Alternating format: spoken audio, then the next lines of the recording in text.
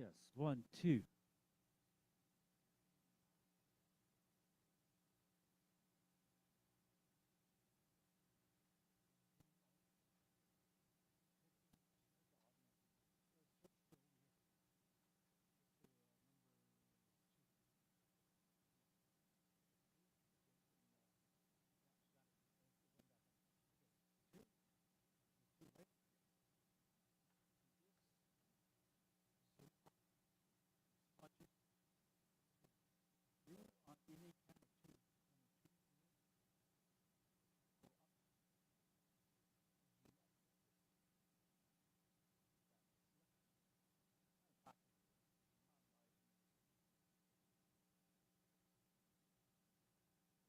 Test 1, 2.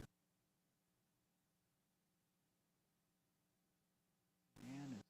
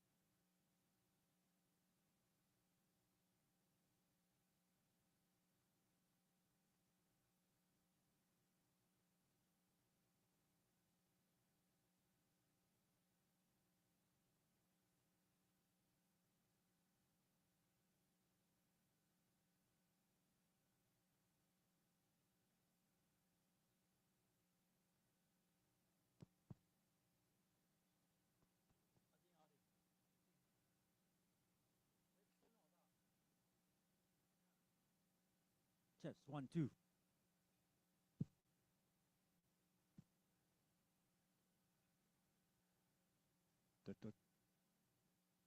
Carlson, can you hear me? Test, test. 1, 2, 1, 2, 1, 2, 1, 2.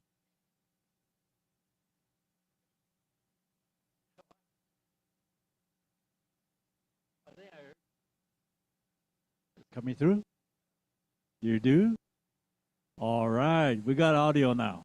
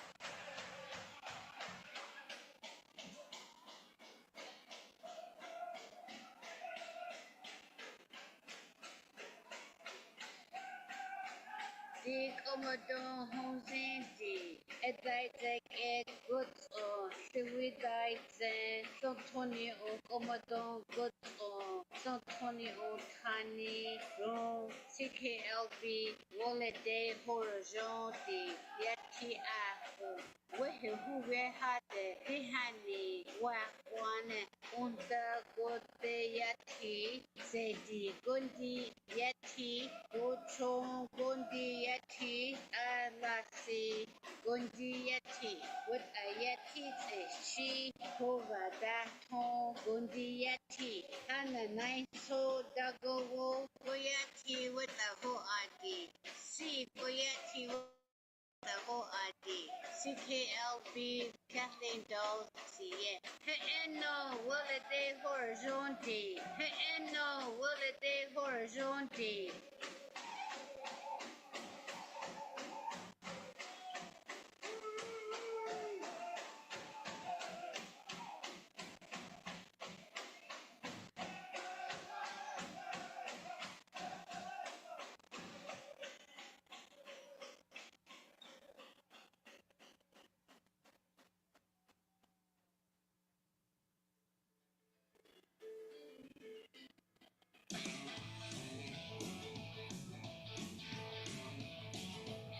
When I hear her name, my whole world starts to quake.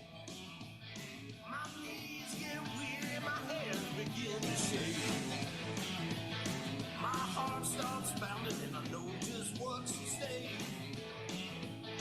Well, I can't live without her, I got to have her in my life. No, I can't do without her, I need her all the time. She's on my mind, morning, noon, and night. And her name is I got to have her.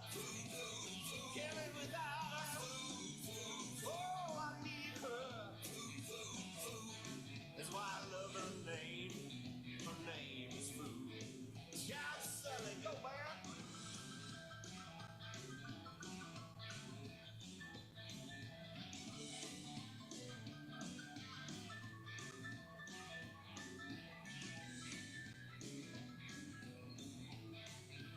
Oh, it's my turn now.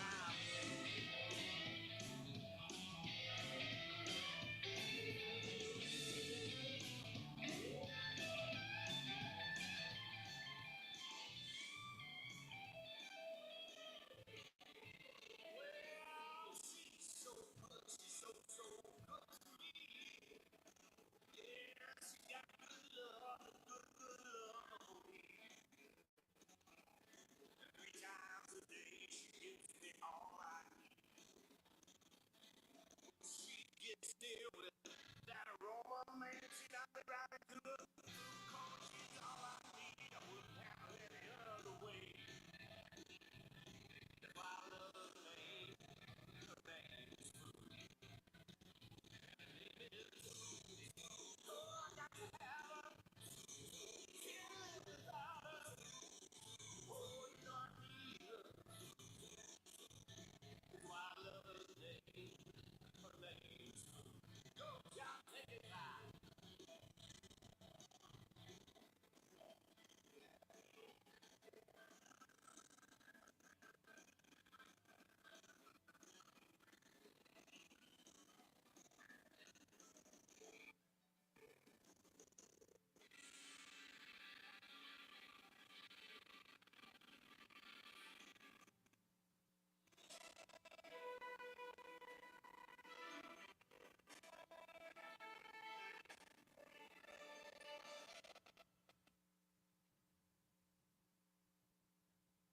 Di Commodore CKLB Gundi Kon Ni Sedeke Di Sateha National Gundi Zone Tihani Ni Sedeke Alberta First Nation Iyi Hade Giganis Leton Bill 54 Iyi Election Statute Amendment Act Iyi Hade Subana Get Uhi Wichala Giga Tuna Gete Iyi Bill 54 Iyi Hade So Deka Oseke Iyi Kitla Hade Dihani So Let's go Hade Hani Ki want a honey, least there was the idea.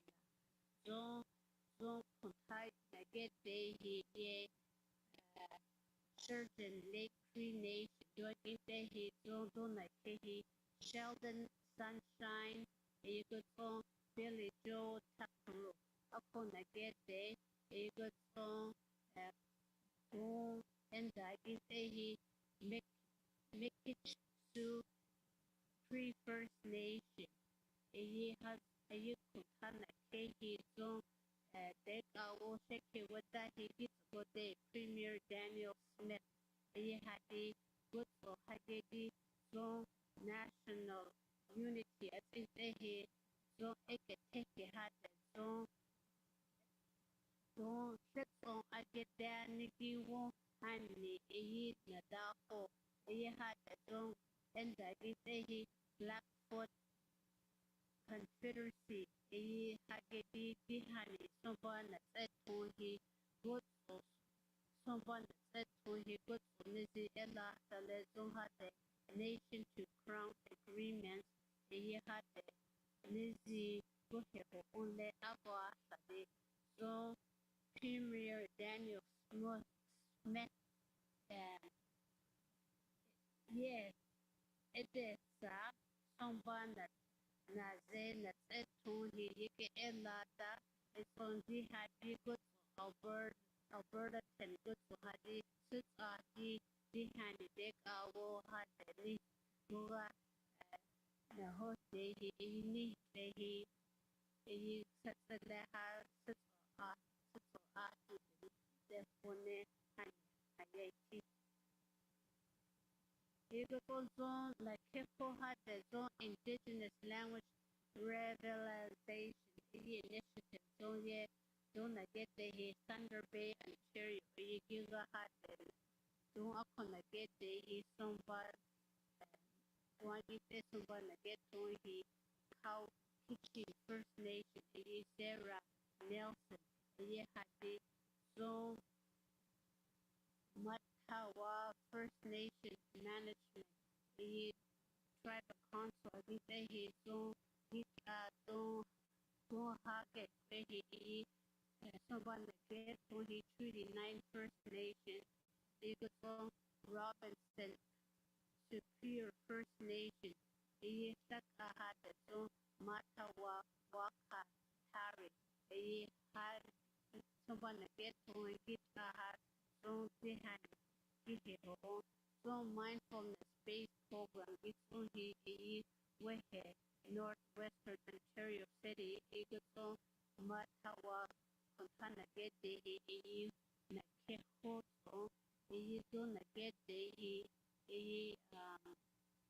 Mata First Nation Management had to be behind its own provincial its own federal some wallahi finance had the where some wallahi edani some had a home with the Agalaho with a federal indigenous language act and its own deck of war had don't had the indigenous people a some bad missing one some bad with the yeah some bad good I can not don't let the with a goyati that sort of that with a goyati get a lot with a goyati edani Sakagira has a strong heart Yusumba Nisi Pune Hani Matawa Yipi Katwa Hani Matawa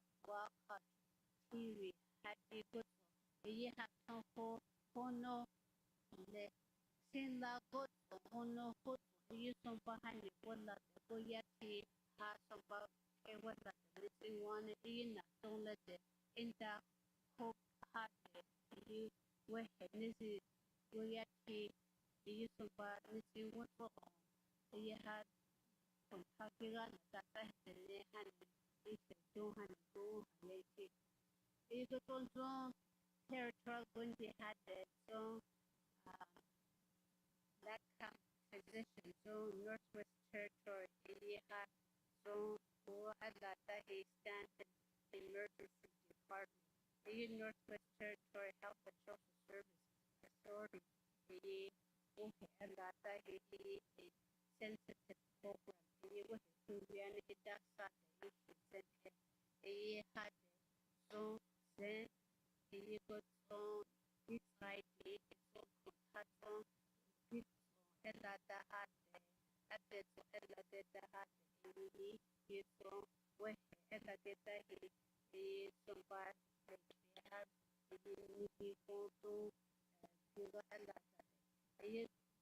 He has no had I may had it, but then you would get us on the www.nthssa.ca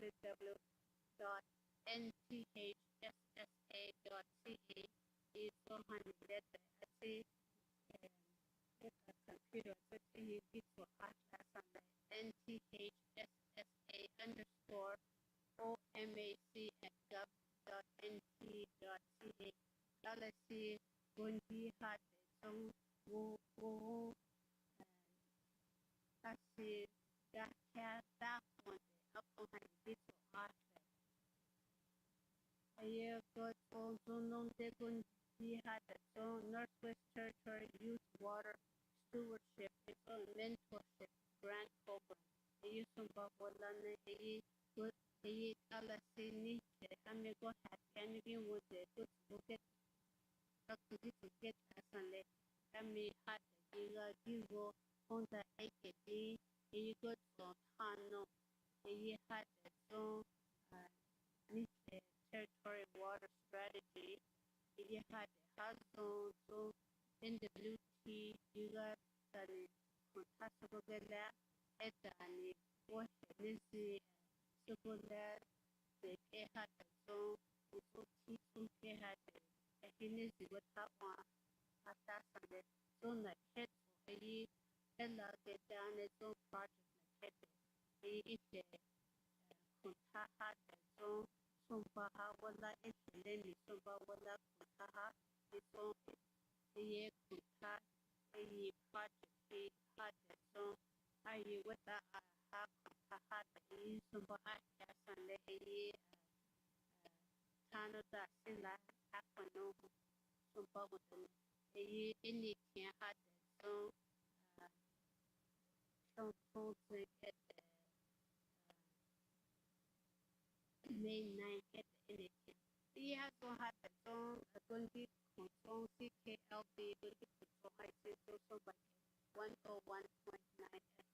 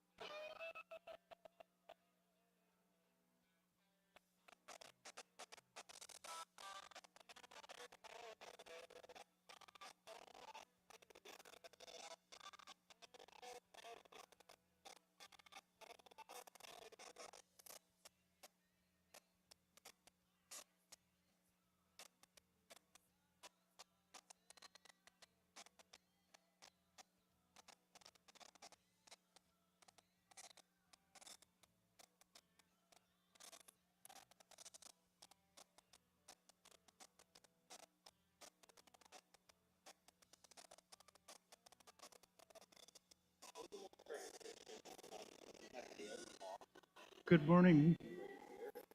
Good evening. Hello, everybody. We're going to start at 1:30. So just to let everybody know that we want to start 1:30 sharp. So 10-minute notice or 9 minutes 55 seconds now.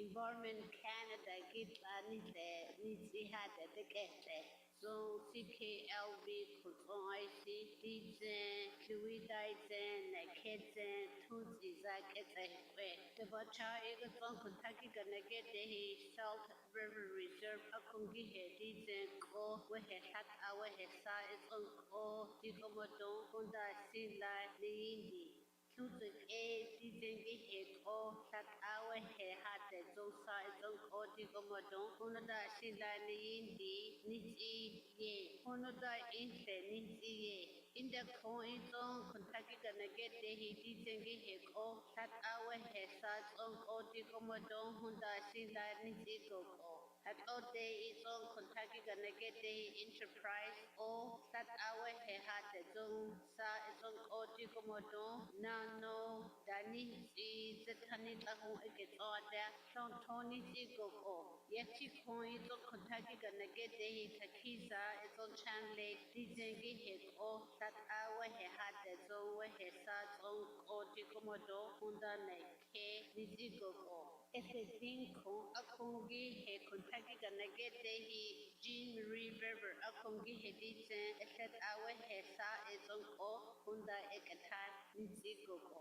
Kotisi is on Kentucky gonna get the he Nahani view some bike akongi he dicen we he sat awe he sat on ko nano da di niziko ko. So some bike dilo eda go he dicen ko sat awe he had the so sat on ko satanic eden nano danisi di niziko ko di como don hade ekedi we he niziye. Tended ado na get the heating chonky neck we could he what he bishopon akongi he ko tana we he akon jagwe ada ho so satanic ede eketswada nano kabani si sontoni siye Kutse kongi he ko flat awe he sat on ko di komodon nano sazini si satani la ho ono nisi ko sego shin ego ton chulita akogi he ko tano we he shakria ako we he ja ada ho nano kabani si dingo ko di nisi ye Giglin Kong, Igi Hesate, Wehetano, Ahonjahwe Adaho, Nano Abani, Zetanik, Isego, Slontoni, Delani Akungi Hek, Wehetano, Wehejahwe Adaho, Iwehenano, Abani, Isego, Jigomodon, Slonton, Abati, Dizengi Hesat, Awehesat, Unko, Hunda Shinla, Neyindi, Nakeko, Dig Omodun Ede Nanoda, Nake Niti, Ye, Zetani Tahu, Eketonda, Eketai.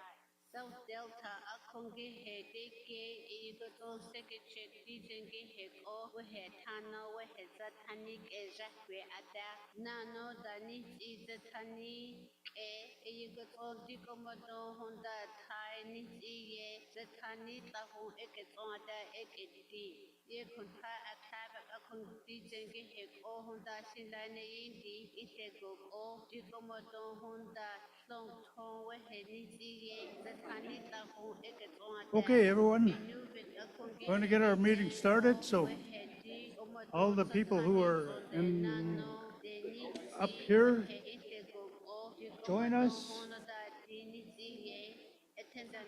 And I'm sorry I missed you this morning, but from all reports, you had a really good meeting, so must see. So right now, we're going to get right into the Indigenous Community Policing Initiative. And I'm going to ask Melissa Hardesty and Dale Cox to come on up here to take it over.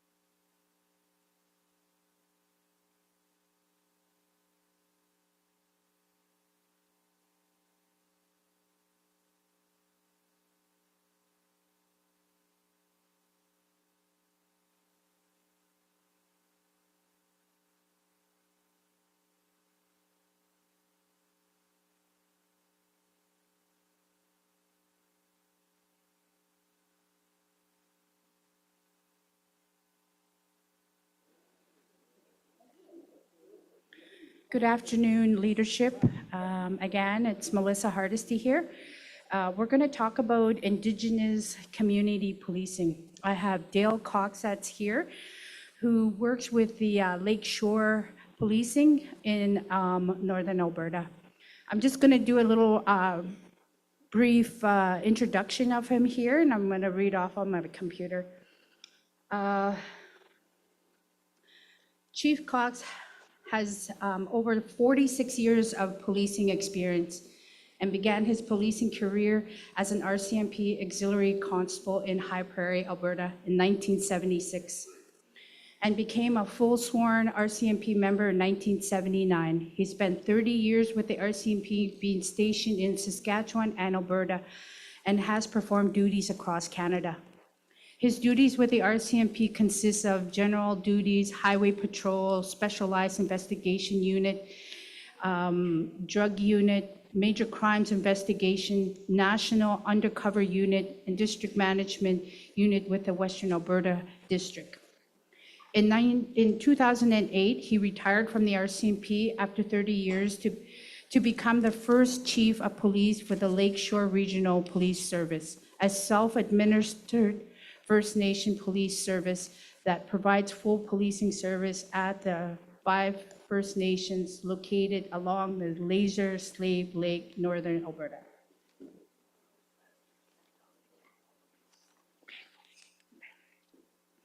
My apologies, I have to slow down for interpreters. When he took the position as first chief of police for the Lakeshore Regional Police Service, he was tasked with building a brand-new police service from ground up. This work consists of recruiting all staff, finding approved training for the staff, developing policy manuals, putting in place pension and benefit plans, as well as setting up payroll, invoicing, identifying, and purchasing all equipment and IT material required to start the police service and obtain all federal and provincial authorities for the service to operate as a Category 1 police agency in Alberta. In his time as the chief of police at the Lakeshore Regional Police, he increased their police office strength from 10 officers to 25. He developed the crime prevention unit, moved the victim service unit into the policing building, and developed a recruiting and training unit for the service. During his time as the chief of police, the police service was subject to regular dependent audit of police service by the Alberta Policing Standard Branch. In all cases, the police service was found to be 100% compliant with all standards. Chief Cox retired from the chief of police in April of 2024 after 15 years as the chief of police for the Lakeshore Regional Police Service.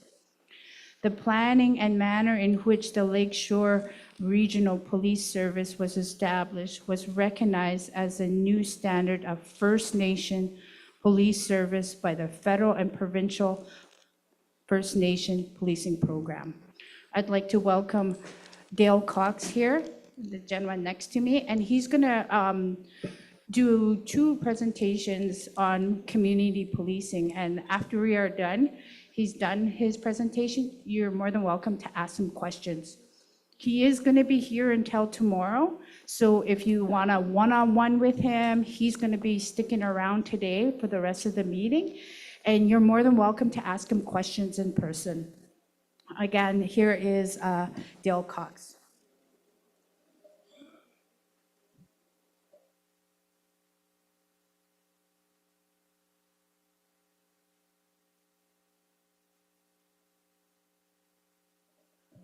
Tanse. First of all, I'd like to thank the elder for the prayer and the drummers for the drum song and starting this gathering in a manner that is proper for the people who are attending it. I thank you for that. The other one I want to get out of the way right off the bat, not like most people from the South, I'm not here to sell you anything. I got nothing to sell. What I'm here to do is explain to you your options with regard to policing and the steps that we took to get where we are now in 16 years later.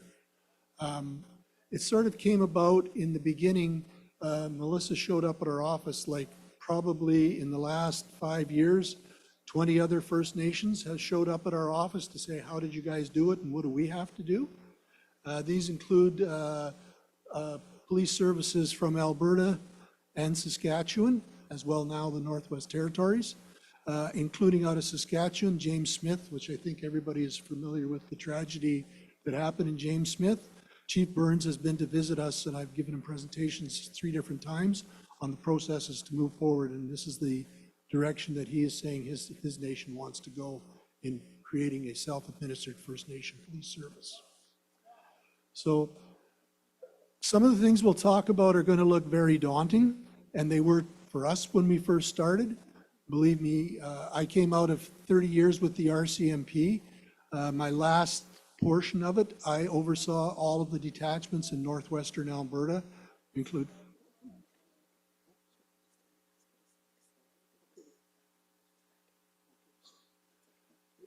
Sorry, I get talking a little fast. I get excited. So when I first looked at what was going to be required to build a police service, I had no idea of the immensity it was going to be. I remembered my time with the RCMP, and I had the big red machine behind me. So if I needed somebody to go get cars, I called our vehicle people. When I needed those cars insured, the RCMP had their own insurance. When I needed uniforms, I went and got our uniform people to do it. When I needed policy for the police service, I had our policy section write those. I left the RCMP. I didn't have any of those. All of those were me.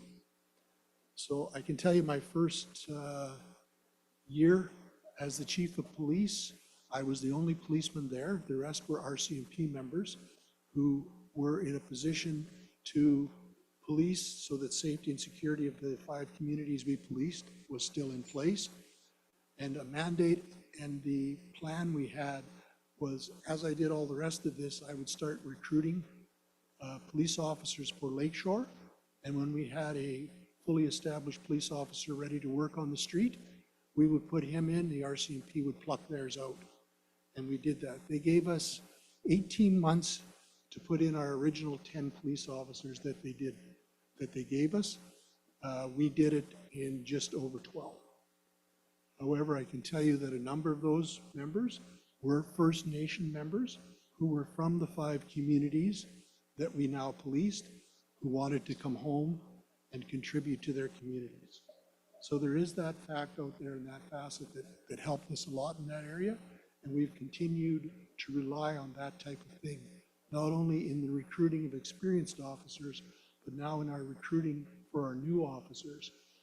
One of the things we found in that recruiting process is that when we look at the example that's out there is the RCMP, and the RCMP does a fantastic job. They just have too many jobs to do and are spread too thin.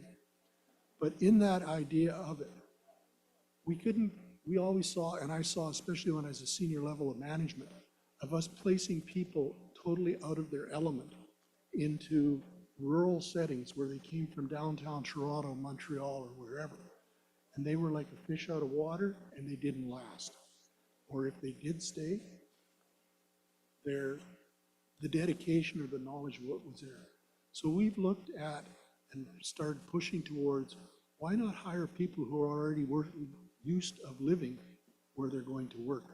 They're going to be happier, they'll be closer to family, and they'll also going to stay longer.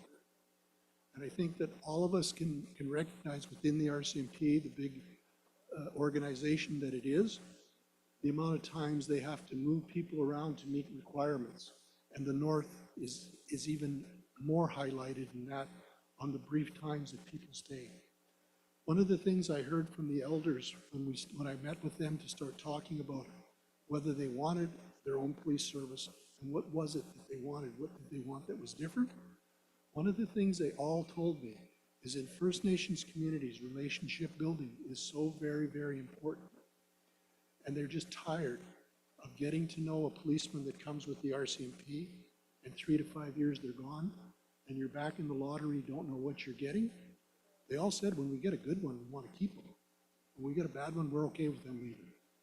But that continual turnaround, and they would talk about programs that an RCMP member had started in their community. But when they left, that program died with them and somebody else came along. The other thing they talked about was the problem that a lot of First Nations have seen over the years, and that was somebody from outside coming in and telling them what they needed and how they needed to do, what they needed to do to get there. Instead of saying, you tell me what we need to do. And part of my practice after my talk with the elders on this is every time I went to a meeting with the elders, with the community members, with leadership, I'd say, okay, what is the issues? They'd say this and this and this. I'd say, okay, now what are we going to do to fix it? You're not going to give it to me because the police are not going to fix your community. The community working with the police as one cog in that wheel is what's going to fix that community. The other thing that I looked at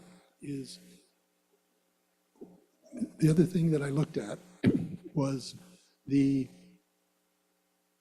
time that police were spending on First Nations.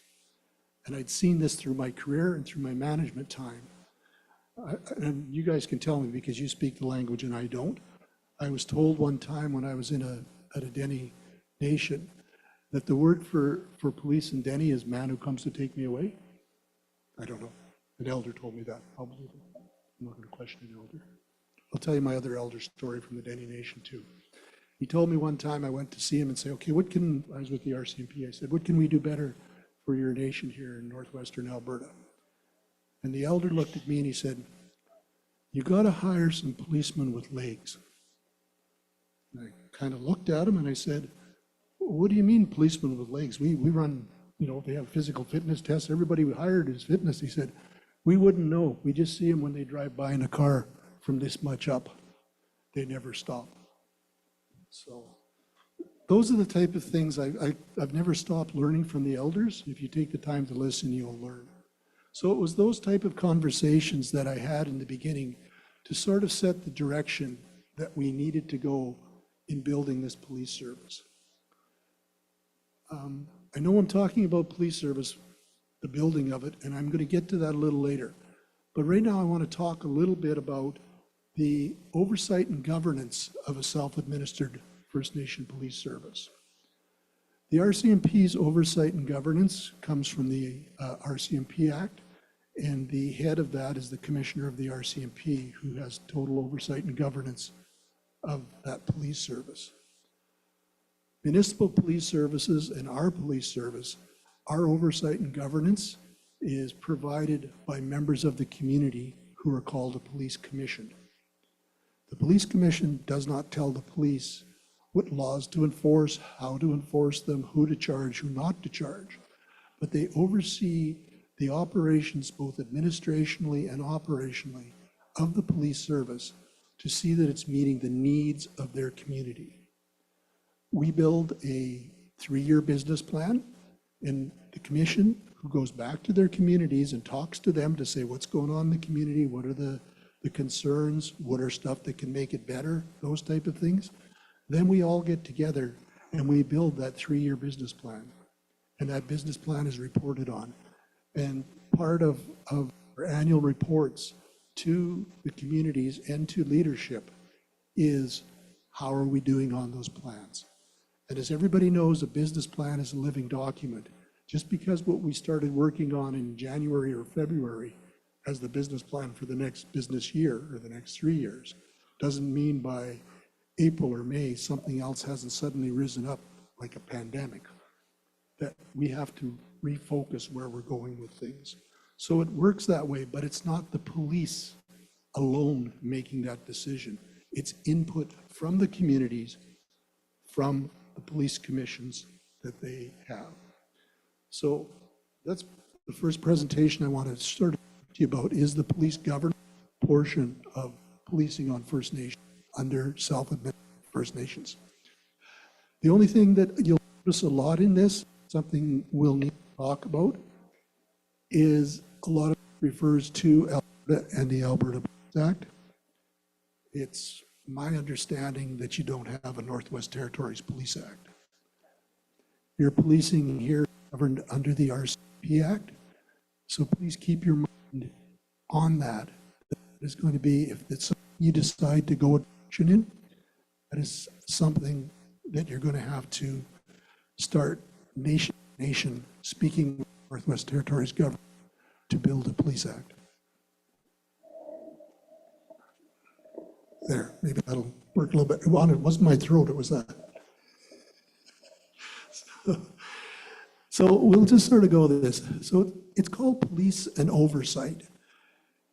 And what the oversight is an overwatch of the police office, of the police service. And the best way of describing it that I've seen described, it's like putting your hands behind your back, but keeping your head right in and seeing what's going on. You don't put your hands in and get involved in something that you don't know how to fix or work with, but you keep your eye on it all the time so that you make sure it's meeting what you need and it's meeting what it said it was going to do.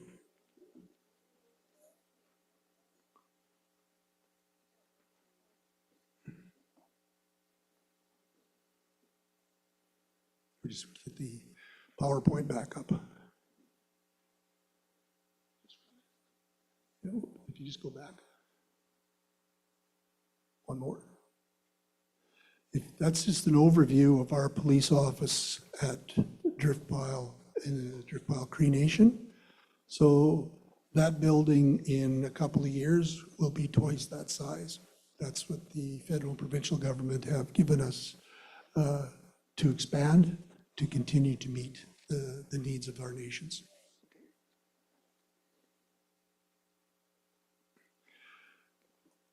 all across Canada, people's rights are covered under the Charter of Rights and Freedoms. And that's just sort of a major document that allows for all true people to be treated equal. And that's what we look at to make sure we're following that. So that is one of the documents that we use to align with what the commission has set for us. When we started our police service, I'll just give you a little story. I went to the Board of Chiefs. There was five chiefs there. And I asked them, I said, okay, what do you want me to hire for police officers? And the Grand Chief of the day, Rose Labacan, she said, I want you to hire the best people you can, and those people have to want to work with our people. If they're First Nation, that's fine. If they aren't, remember those first two priorities. If it comes down to tradition and culture, we can teach tradition and culture, but we cannot teach people to want to work with our people and get them to do that. So that's your priorities, and that's what we follow to this day.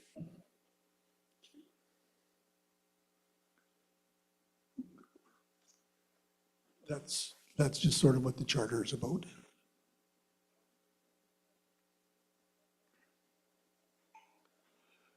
Under Canadian law, policing is the responsibility of the provinces and the territories. So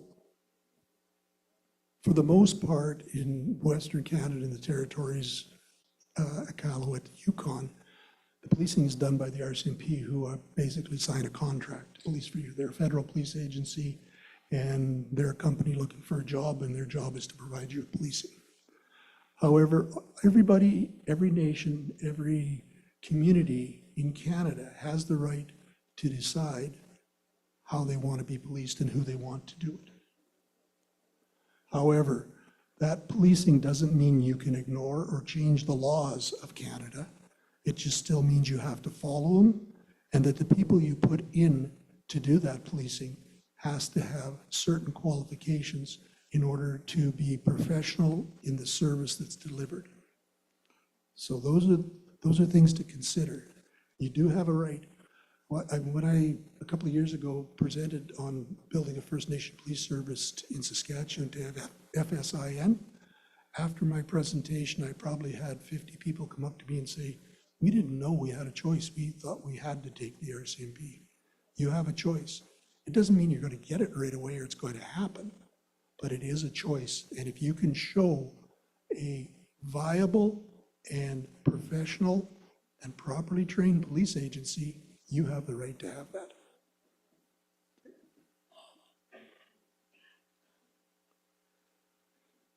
This is where we start talking about the Police Act. The Alberta Police Act is what I used when I built my police service, because that's what we had to follow in order to get accreditation in the province of Alberta. And it sets out all the rules. It says, if you want to be a police service in Alberta and you want to be sanctioned by the public safety minister for that province, here's the rules you have to follow. And it's a lot of them. It goes from training to equipment to how you deal with public complaints, how you report all of that, who you have for oversight, everything. So it's a fairly involved document, but if it's something that you're looking at in the idea of building your own police service, this is the first step you're going to have to look at, is developing a police act. Because in order to do that, the people who are going to be that police service have to know what the rules are. And this sets those rules to say, here's what you have to do to be that. Like I say, the RCMP has the RCMP Act, which they follow, but in the RCMP Act, it doesn't recognize a civilian oversight group, the police commissions. The commissioner of the RCMP is the senior oversight for that.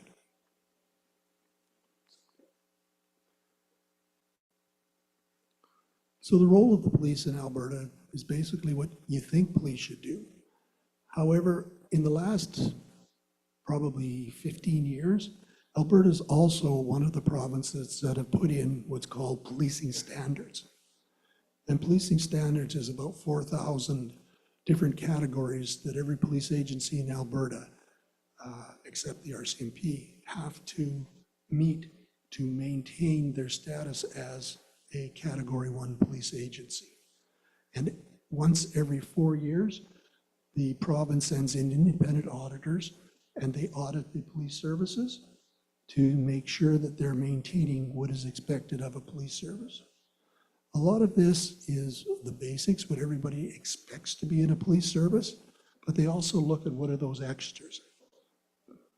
When I started our police service and I looked at what we were dealing with, which is no different than what I'm hearing here today, the drugs, the crime, that the police only came when there was a call, but they were never there before. My philosophy on policing that I gained after all those years was that police should not be there just to solve crime. Police's main job should be to prevent crime.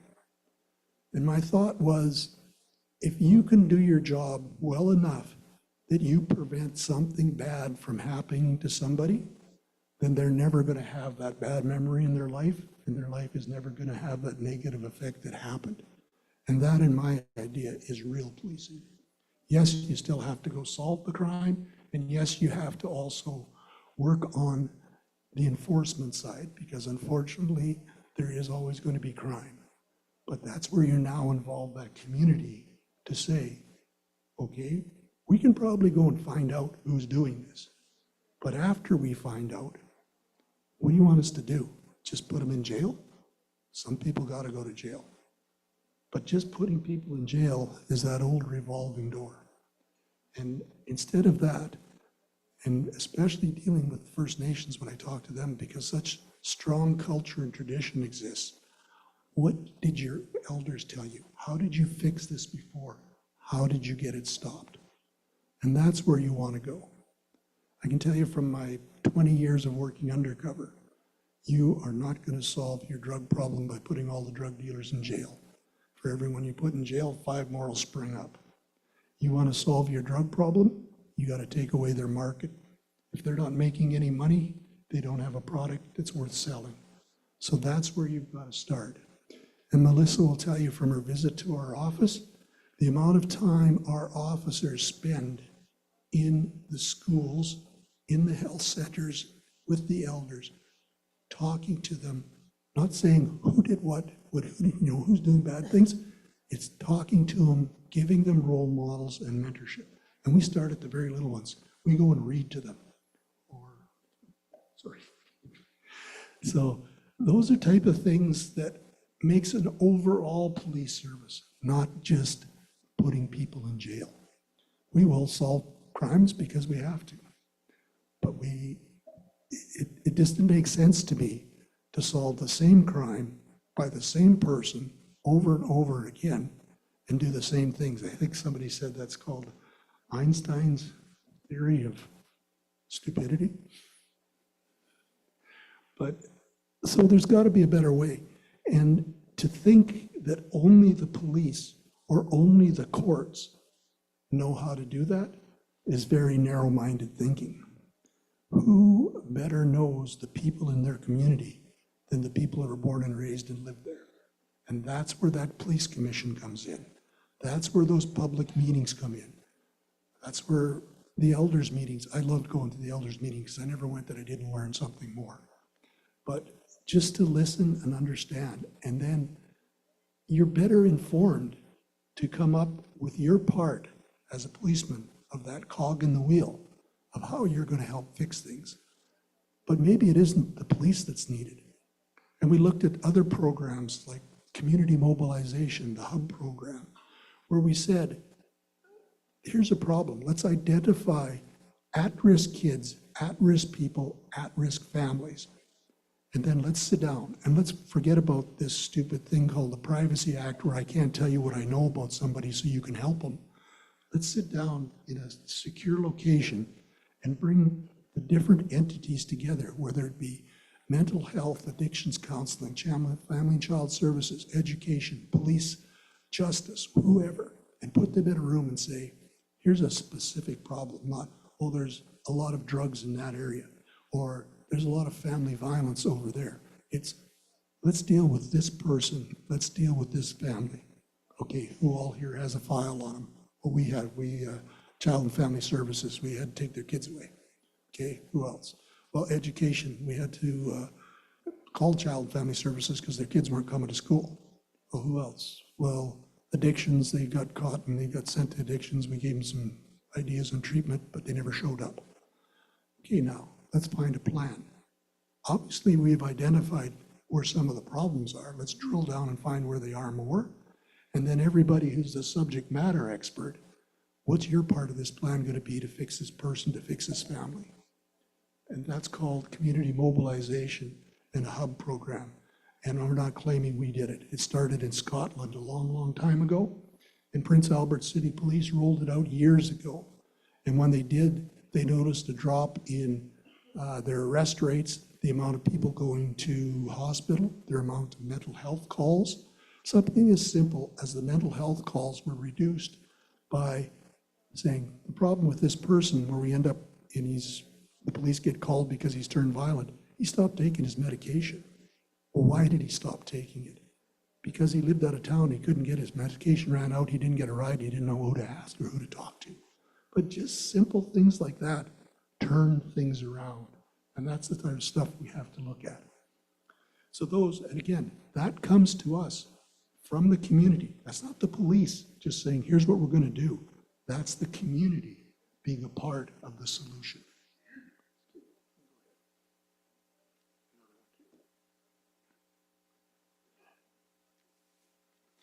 So just to kind of round up the roles and responsibilities of the Oversight Police Commission, they are our eyes and ears, but they are people who sit in the middle, and they have a very, very difficult job. They represent the police or the community on one side to bring forward the concerns and the complaints or the ideas, those type of things.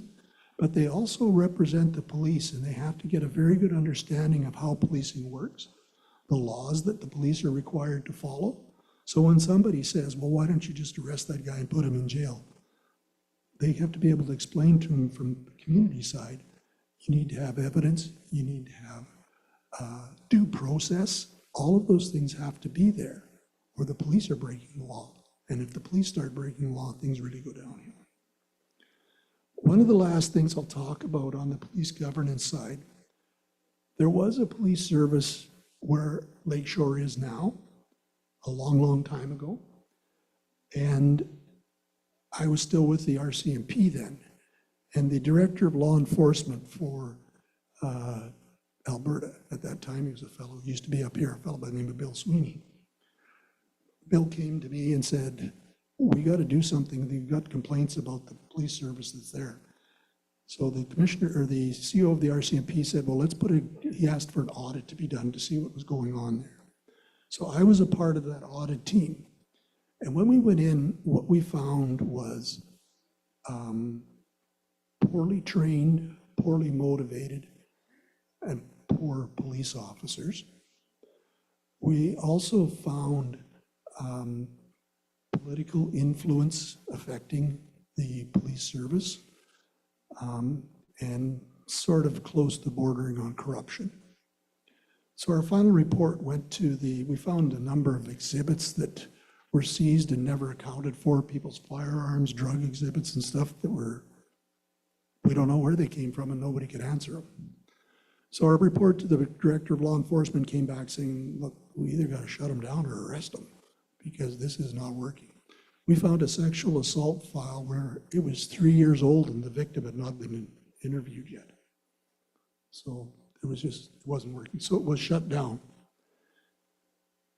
3 years later, the Board of Chiefs came back and said, can we try again? And the federal and provincial government who fund the policing said, you have to show us a plan that is going to show you will succeed this time and prevent the problems that you had in the last police service. The nation said, can we get some help? And the RCMP said, will you go and help them build this plan? And I said, yes, I will. I was raised in Northern Alberta. I was raised with First Nations. And the other thing, I don't think it's only fair to be willing to take something apart and tear it down and be negative about it and not be willing to help rebuild it and put it to make it right. So I took that on and I helped build that plan with some other people. After that, their first job was to appoint a police commission, which they did. And the police commission's first job was to hire a chief of police. They asked me if I would compete, and I had 30 years with the RCMP, and I wasn't really happy with the direction the RCMP was going. And I didn't think it was proper for me to stay there if I didn't agree with what was going on. So I put my name in, but I didn't get the job. I had to compete. Others did it. We held a competition, and I was successful. And from that time on, with the commission, we started building the police service. So the part about this is just to talk about the oversight and governance and what is going to be expected from your communities and you if you decide to go that direction. And some ideas on that.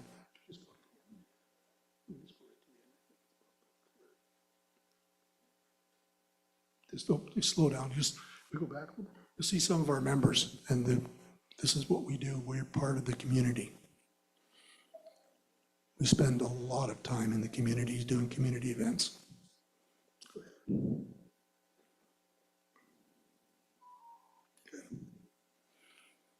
Okay.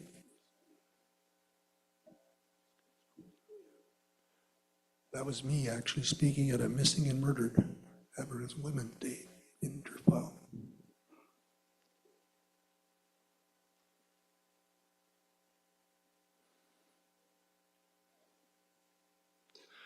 The selection process for your commission members comes from leadership. Now, leadership can either decide to hold the competition within their own or appoint or however it is. What they ask for is it to be somebody of good character who's going to be able to pass a security clearance, because there is some sensitive things spoken about at commission meetings. And they're also going to have to be somebody who has a true caring for the community and is willing to work, isn't just one-sided one way or the other, but is willing to work to make things better and to compromise where necessary or to help with planning and come up with ideas. So the other thing that the Board of Chiefs decided on their commission was that no elected officials would sit on the commission. There was the issues that came up from the previous police service and the political influence there. And what they looked at was to be an elected official and to be on the commission, you're kind of stuck wearing two hats, because on the one side, you've got to do what you have to do and get elected. On the other side, you've got to make sure that no favoritism, no bias is shown to anybody, anywhere. So that was their decision, and to this day, they've maintained that. We have not had a commission member who is an elected official.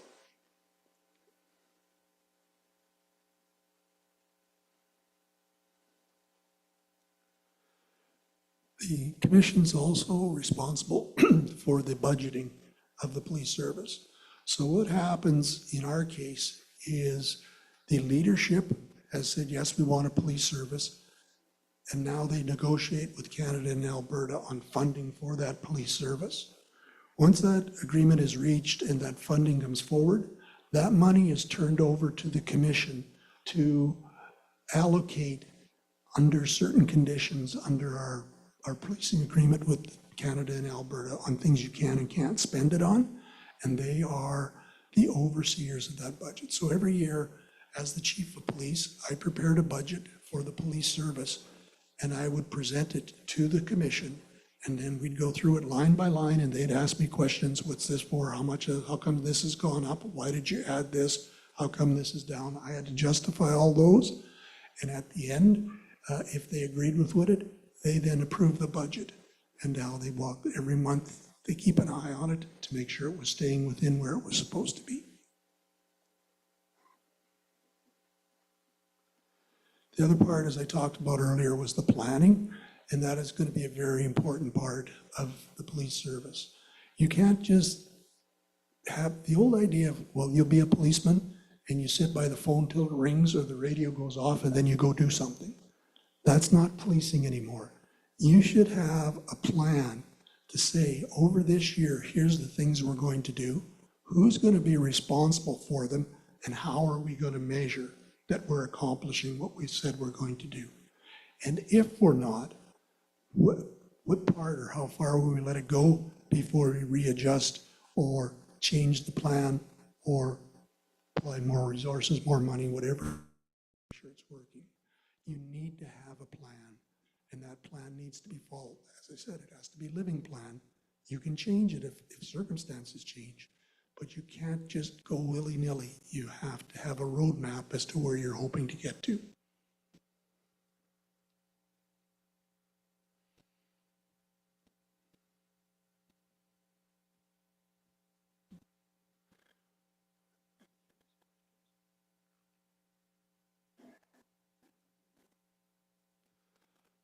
So the conclusion is, if you go this direction, and when you have an oversight body, give very careful thought to who you want to be on that body. I would also caution on not making it so large a body that it's encumbered by, unable to make decisions by too many people at the table. I think we've all been to those type of meetings where by the time everybody had their say, we forgot what the question was. So think of those ideas when you're thinking of who should be that person on that commission. And I'll put it out for any questions that you have on police oversight and governance. The next short PowerPoint and stuff I'm going to talk about is how we actually built the police service. But I wanted you first to see how the police service is governed and who has a say and what role the communities and leadership are going to play in that. Any questions? Comments?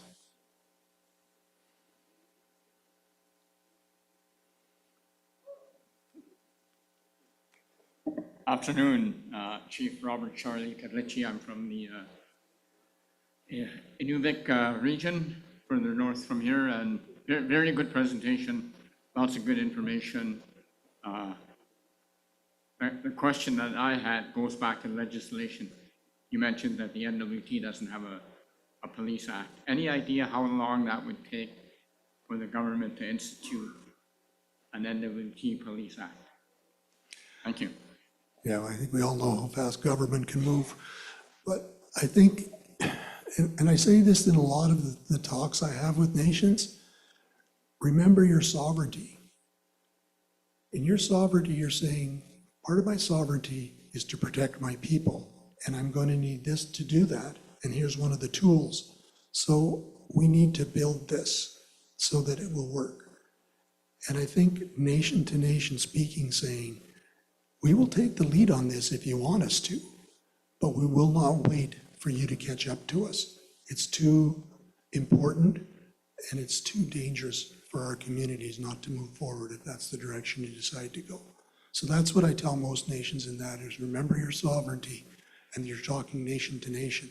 It doesn't mean you have to wait for them to lead you. You can definitely lead them.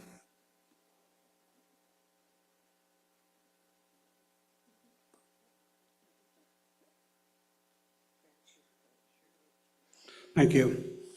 Herb Norwegian, Decho First Nation. I remember a few years back when Billy Erasmus was the president, national chief, we brought on the RCMP, and they were involved in our meetings, in our assembly. It was quite a ceremony, just doing the grand entry, and we had the RCMP there with us, and we thought that this is where we were going with that eventually it was going to lead to starting up these programs to bring our young people to become police officers.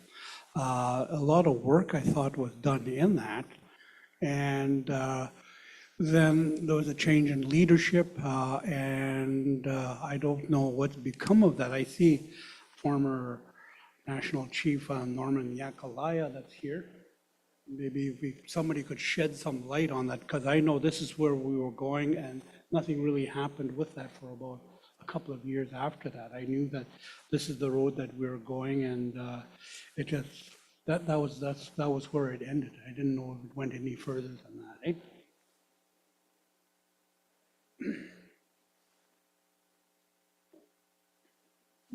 Again, I'm not familiar with that. Yeah.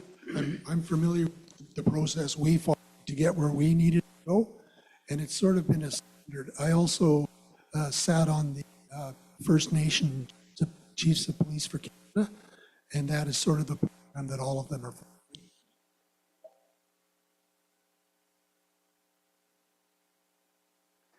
Thank you, Grand Chief Herb Nugent. It was a great question to ask, and we will get back to you on that. We'll get the staff to find out what was happening, what had happened during that time, and why there was a hold, and why we haven't established and moved forward from that. Merci for the question.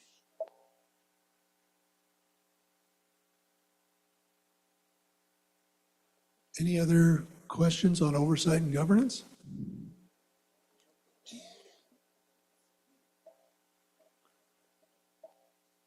Jacob, please.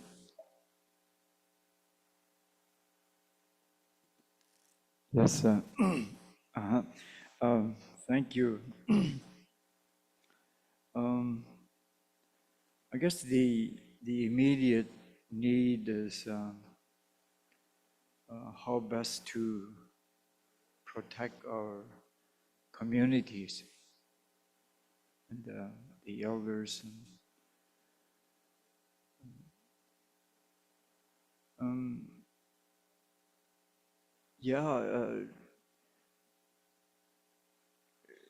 It might be a good exercise to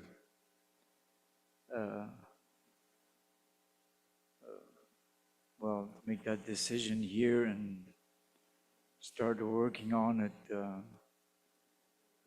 tomorrow morning, or it'll take some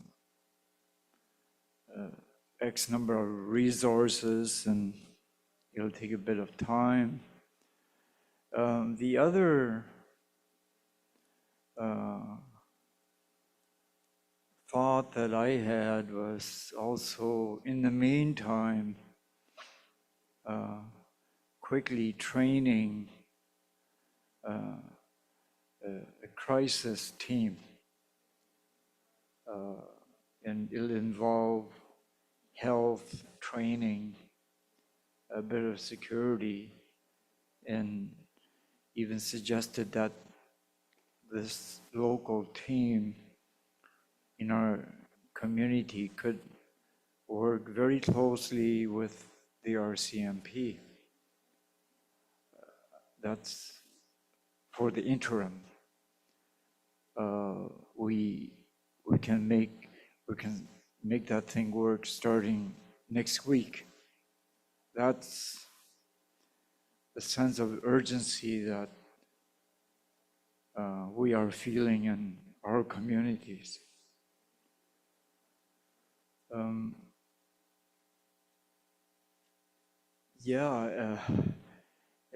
It's unfortunate. I know, we all know that across Canada there are First Nations and tribal police, and a lot of them are very successful. And of course, a lot of us here already know if there is incoming people or agency coming into our community, there's also a list of Dene protocols. Before you're actually welcome and allowed into our community, it used to be there was a number of steps that you need to do before you're eventually get adopted into the community. But there are certain things that we also need to check internally with each other ASAP around the table here and in the 26 communities. So, yeah, we have to go for it. I don't think we will have much choice. I'll see.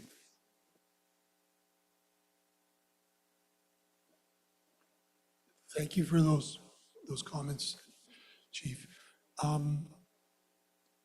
Yeah, but your danger in communities is here right now.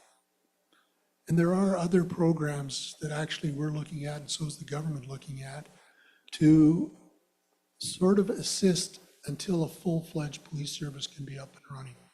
And those are programs called peace officer programs, where they don't carry the same authority as a police officer, but they have a peace officer program and can deal with a lot of the social problems that are going on in a community and address them before they turn into something that the police have to be. That's part of that community mobilization and identifying issues and risks and directing the right resources towards them. So that's something that may have to be, or could be looked at as well for a sort of a quicker solution for that. And when you talk about the planning that needs to be there and the cultural aspects that have to be there, that if you decide to move forward with these type of an idea, you're going to put together a committee, a team to start working on it. And those people in that community have to be the community members that know the intricacies of what needs to be in place. And you're not just putting a uniform on the street, you're putting somebody who's going to be part of the community and protect the community. That's important too. Okay, you told me I only got 10 minutes left.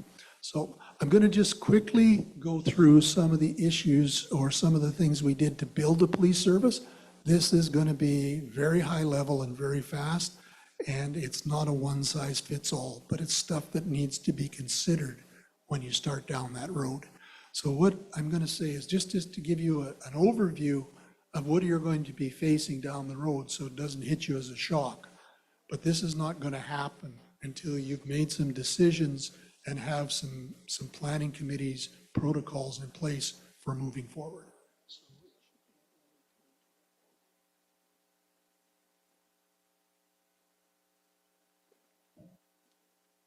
Sorry, go ahead. It's got a question. You keep talking, so it's hard to ask questions. Just that when you really study the Charter of Rights to protect people, then when you work with RCMP, it's really different. I was just thinking about how, like even hotels, they hire security and they seem to not respect our people very well. Are we covered under the same charter? Seems like we're treated very differently when it comes to Charter of Rights. Even our kids are safety of our community.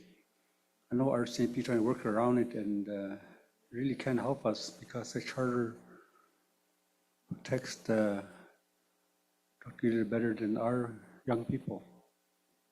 So that's what we all run into a problem when you're talking about policing. I think we really have to work something out where full control or full jurisdiction if we want to do this policing, or tribal, whatever you call it. But whenever charter comes in, it's because the government funds it. And that's where, like I was looking at it all the time and trying to think like a lawyer, and you always think about, aren't you there to protect us? Why are you only protecting one side? Not really this side. So just thinking out loud, and but when you're speaking, maybe you can help us channel this instead of just talking about this, trying to work out something and do something for our community. And because you're former police, maybe you can help us, I don't know, but we're in touch with people from Saskatchewan Tribal Police too. And there's ideas, and this has been talked about already. So you're repeating everything again, and we want some action items where we can do something for our community right now. Or even just security for one is whatever's coming to our communities, or whoever's coming to our community, nobody's really monitoring them. So when you're speaking about this presentation, it's a good presentation, and it'd be nice to have some action items with it, must see. Yeah, and you're right. This is just an information, so here's what's available, and you said you've heard it, and you know what's out there. It's a decision from a majority of the chiefs of leadership that that's the way we're going to go. And then the tangible and tactical side of it is putting the committees together, giving them tasks to do, to complete, to build that plan, and to start moving in a direction that is there. What I'm seeing in the other nations that I've reviewed the stuff for them is a business plan being prepared that talks about why there's a need for change, who the people are that it's going to affect, and then how it's going to roll out, timelines, budget, all of the tactical, hard core stuff.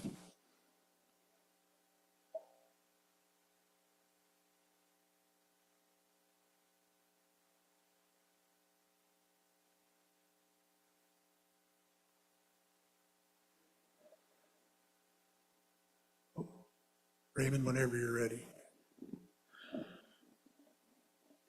Just a couple of questions. My name is Raymond Teneton. I'm one of the former chief and grand chief of Satu. I know we had so much discussion, like Robert said. I know we had a workshop in Good Hope a few months ago, and there was a presentation by the RCMP regarding drugs and all those problems we're having in the Satu region. One of them is charter rights and freedom. And their hands are tied. Certain things they could do. But one of the discussion they had with us is that regarding the tribal police.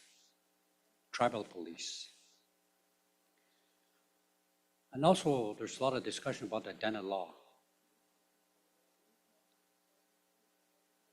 So if you look at the news every day, there's always a problem. We're sitting here as leaders. What are we going to do tomorrow?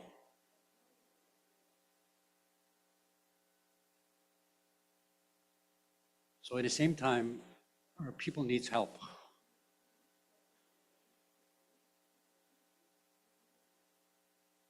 We had so much discussion about this already, years and years. So let's try to put our heads together and come up with a plan by the end of the day or this week. I've seen some resolutions here.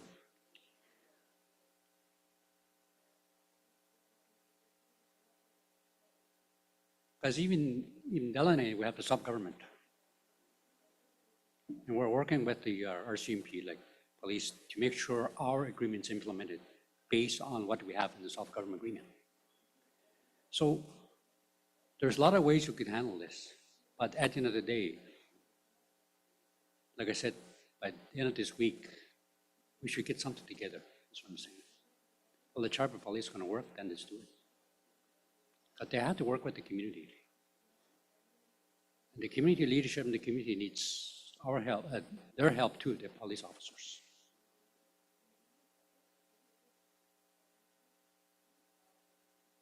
Like since the creation of Canada, there's always called the Red Book. So how do we work with the government, both government, the feds and the territorial government?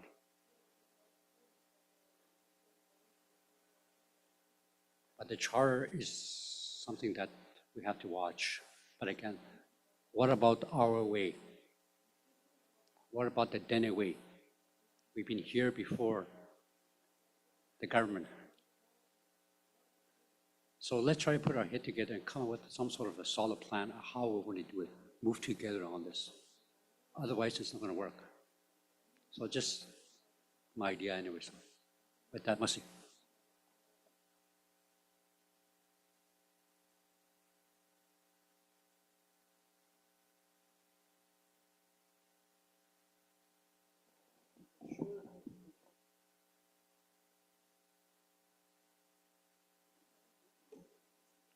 Those are all excellent comments, and they're bang on. And when I hear nations talk about those type of ideas, that's exactly what you're looking for at this table. Colonialism has brought laws for hundreds of years, and we're still facing a lot of the same problems. Maybe it's time to try something a little different. But I know what you talk about, the Red Book, about dealing with government, that they always think like federal and provincial or territorial, that they know what is the way it's supposed to go. My mother always used to tell me, the proof is in the pudding, so go ahead, move forward.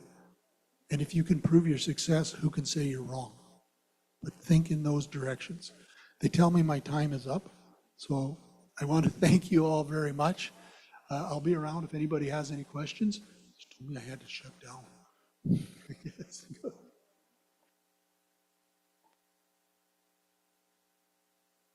Thank you.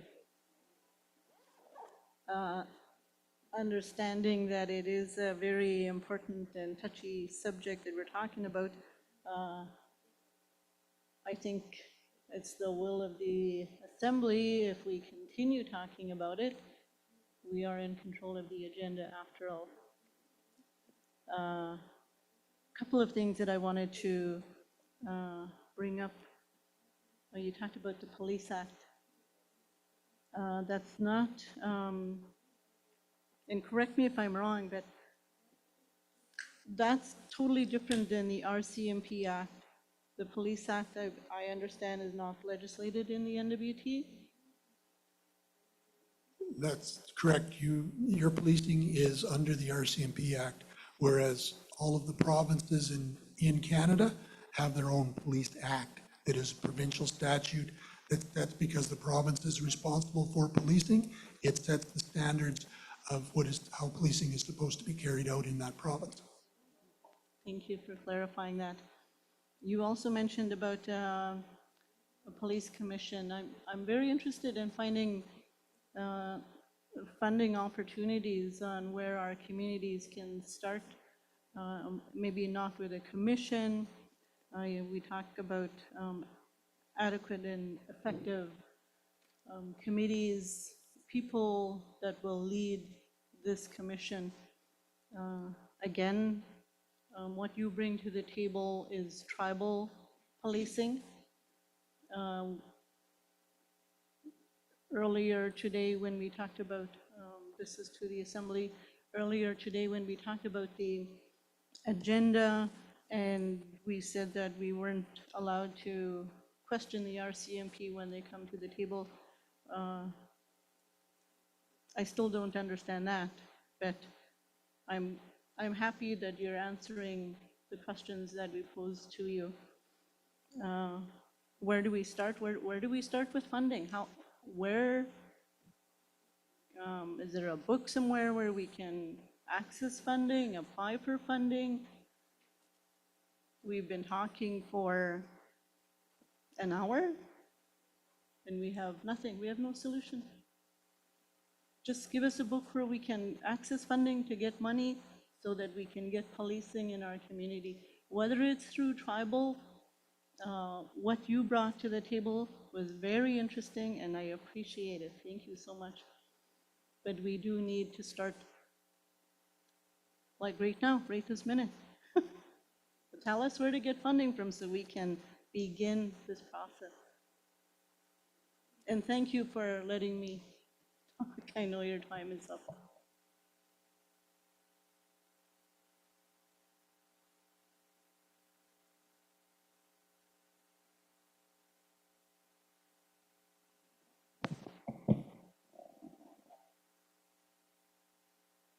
Hello, it's Chief Hope with actually Dene First Nation. You know, it was a very good presentation. You got a lot of information in it, you know, presented to us on how to get started. Listen to all this and knowing what we've been going through with the child and welfare issue there with the funding and the lawsuit that we've been, that was, I guess, gone through the Human Rights Tribunal and the settlement agreement that moved forward with the Chiefs on Ontario, and how we as leadership tried to get involved and try to be part of that settlement. And we pushed for it at the AFN meetings and stuff like that. And GNWT got involved and, you know, said that they are the ones that provide that service to us. So there's no need for us to receive that, be part of it. Thinking of that issue, you know, I worry that we're going to run into that kind of a roadblock from GNWT and the RCMP saying they provide that service to our people. And if you look at the increase of funding that the Justice Department receives in the NWT, the increases and stuff, and what the money is divided to, I have a hard time, you know, thinking that the RCMP and GNWT are going to allow us to cut into those dollars. So, you know, I really hope they don't, because we need to get this thing off the ground and moving forward, this task force, and eventually down the road a tribal service for people, policing service.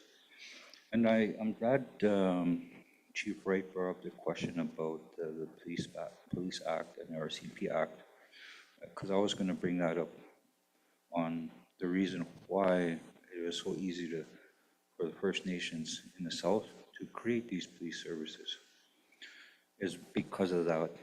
So we're going to have a bit of difficulty. I think starting a task force is the beginning of it, but I think to really get a tribal police services in the North in our communities and being well funded is probably going to end up needing to go through the Human Rights Tribunal and having them order Canada to negotiate with us funding for that kind of a service.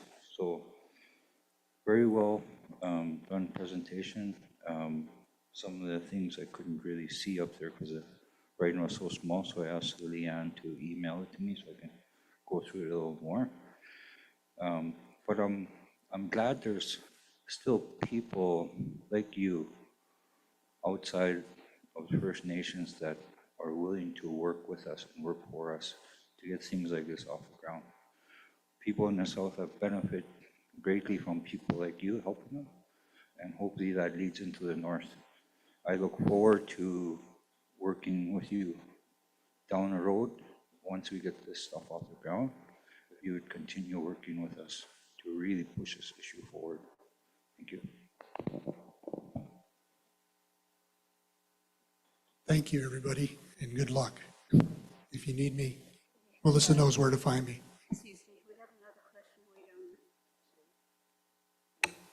Yeah, good afternoon, thanks. Just a lot of good information coming. I was just wondering a question about dogs, police dogging for the communities. Maybe you could share a little bit with us how you could help us out in that direction. Masicho. It's an interesting question. First Nation policing federally and provincially would in the beginning not fund us for specialized services. So First Nation police services could not have police dogs, couldn't have drug sections, couldn't have forensics identification sections, any of those things. Because of the work we have done and we've shown Alberta and especially Canada of the quality of service that we now bring, they have now authorized self-administered First Nations to have specialized sections. So part of we're just expanding our building. It's a $15 million expansion. Part of that will be now so that we have a dog section for search and rescue, for searches, for those type of things. So because of the progression of self-administered, the last little step self-administered First Nation policing needs to get is for Canada to recognize us as an essential service. Alberta has recognized the 3 services in Alberta as essential service, and we are now identified in the Alberta Police Act. We're just waiting for Canada to finally do that. And as everybody knows here, if they don't, the only reason they don't is they know that it'll have to cost them some money. But I can tell you at the end of the day, we are cheaper than the RCMP. And we're funded cheaper than the RCMP. RCMP are funded on a per officer funding ratio. Every First Nation police service in Canada is funded $35,000 a member less, and nobody can tell us why. If we have no more questions, I would like to thank you very much for your presentation and for your wonderful ideas. Excuse me.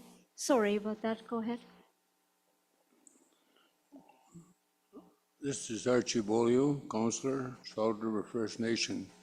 I'm on here on behalf of the chief. And the questions that we had before coming out here, we had 3 deaths and from drugs, fentanyl, whatever they call it. 2 people got beat up there in Fort Smith. 1 guy went missing, and most of you guys know him, Frank Rubin. And none of these cases were solved. Nobody got charged for a lady that got beat up. Nobody got charged for Frank. Nobody got charged for those people are selling that bad drug there. We got a hold of the RCMP there, and they told us that they were very sorry, they were short-handed. There was only 3 members on duty, and they couldn't do too much about it. So that's as far as we went with them guys. So up to now, I'm here to seek help from the Dene Nation to see what I could bring back for my people. So I'll leave that for now, and I'll see you in a couple of days what I pick up here. Thank you. Thank you very much once again. Okay.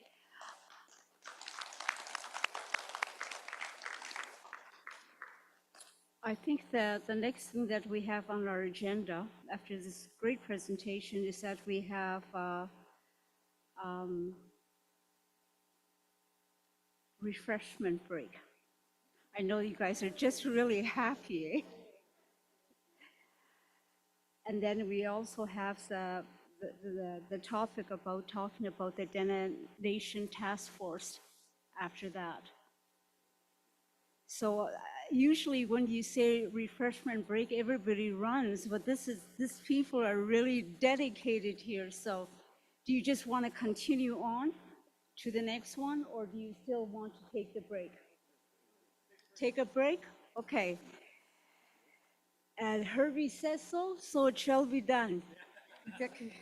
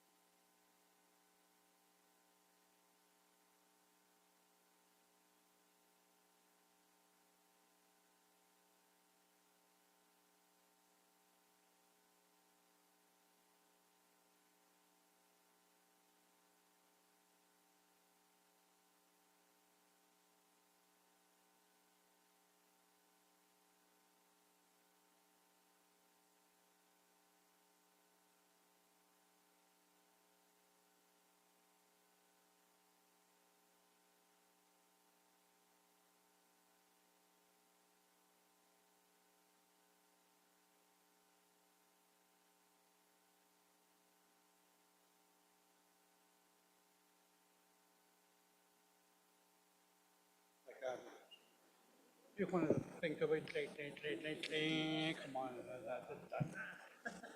Pretty good with that, eh?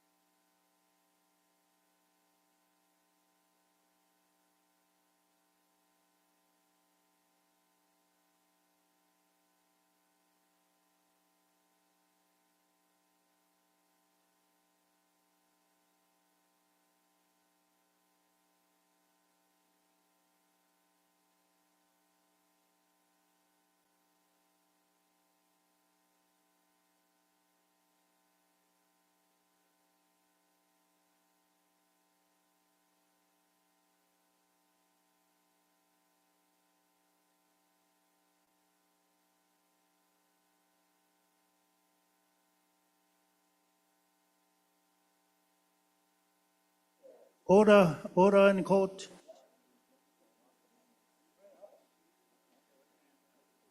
Let's do it by another way. Go Oilers, go. Now they got that one. Okay, let's get back together as soon as we can, ladies and gentlemen.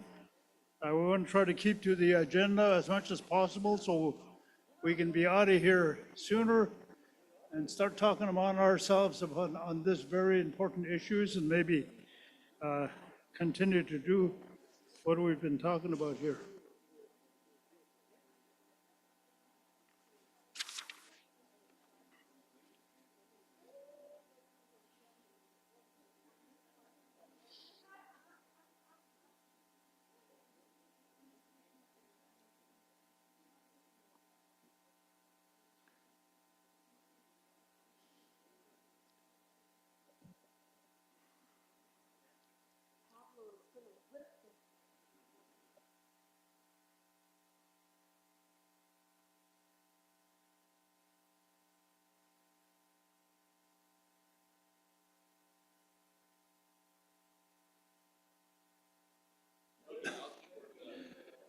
Okay, let's go. Now, we're at the 2:45 p.m. mark. It's a little bit after 3. Dene Nation Task Force on Drugs on Community Crime Prevention. And this is where we will be talking about developing the task force. And is Melissa here to talk about that? Melissa.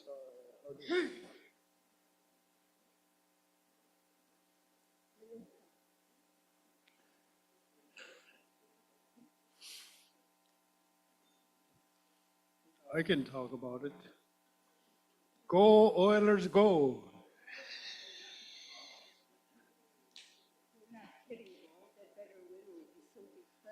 Yeah.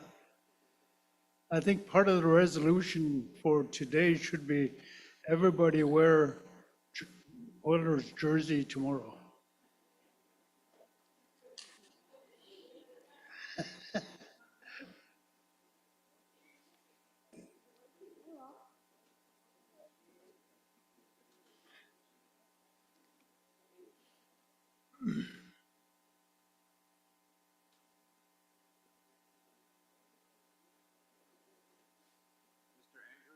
Yeah.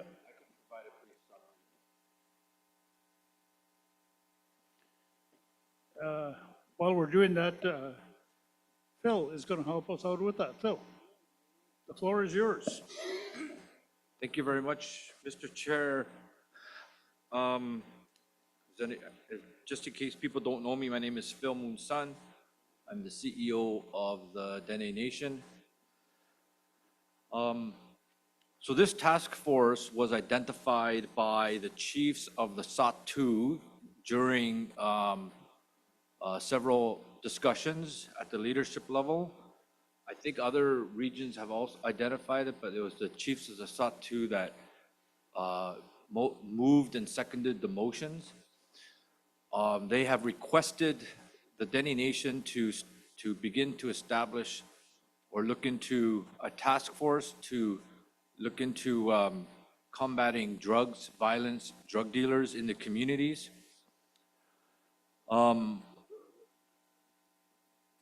So we're looking at the composition, the makeup of this task force, but also how they're going to act and what are their priorities. So those are the 3 areas that I think the Dene Nation administration, I can't speak politically, but the Dene Nation administration is looking at.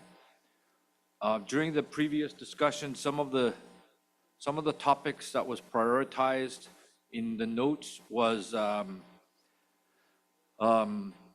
searches at airports for drugs. The second one was banishment, how to navigate the banishment component, educational programs, especially for the youth, going to the schools, educating them, telling them about the drugs and violence. It was at checkpoints, road checkpoints, and the fifth one seems to fade my memory right now, so I apologize. My notes are over there. But so I guess the discussions here is to have the leadership provide ideas or suggestions or direction on how to best accompany that. And Melissa's here, so I will provide her the microphone. There's my summary. National Chief, did you want me to?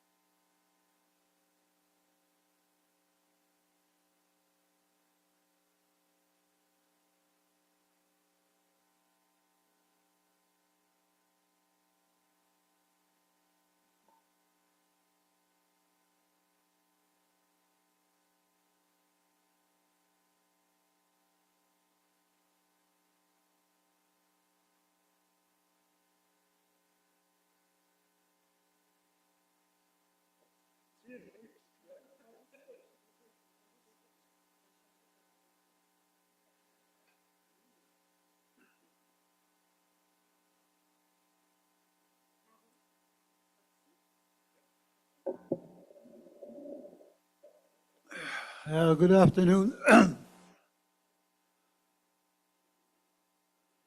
The topic on the agenda, task force. So you all know this is the meat of the whole meeting. It's the task force. And the elder said, let's get something done. This is where the task force comes in. Let's find the money. This is where the task force will come in. Let's get a written plan. This is where the task force will come in.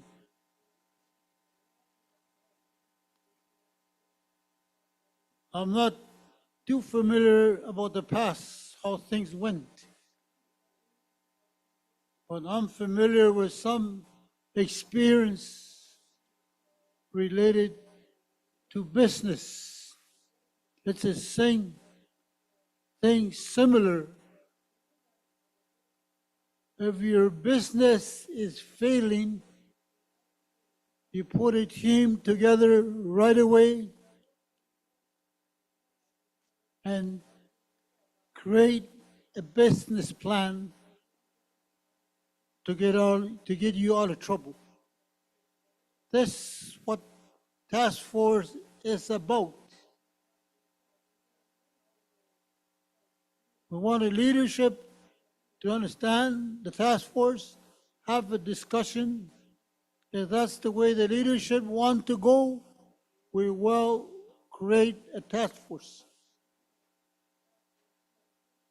Once the task force is created, the work begins. It will be written plan that has not been done before. So if you do business plan, you do a written business plan with strategies and everything in it. This is similar. So this task force on the agenda is the meat of the whole thing. So we want to hear the delegations, have good discussions on priorities related to task force. So that's why it's so important that we wrap this up today. Hopefully by 4 o'clock, everybody's getting a little bit tired. And there's a hockey game tonight. And I don't know about bingo, but I know Okay. So this is what I want to say. I'll see. And one thing, please, to hold the meeting properly with recording and everything,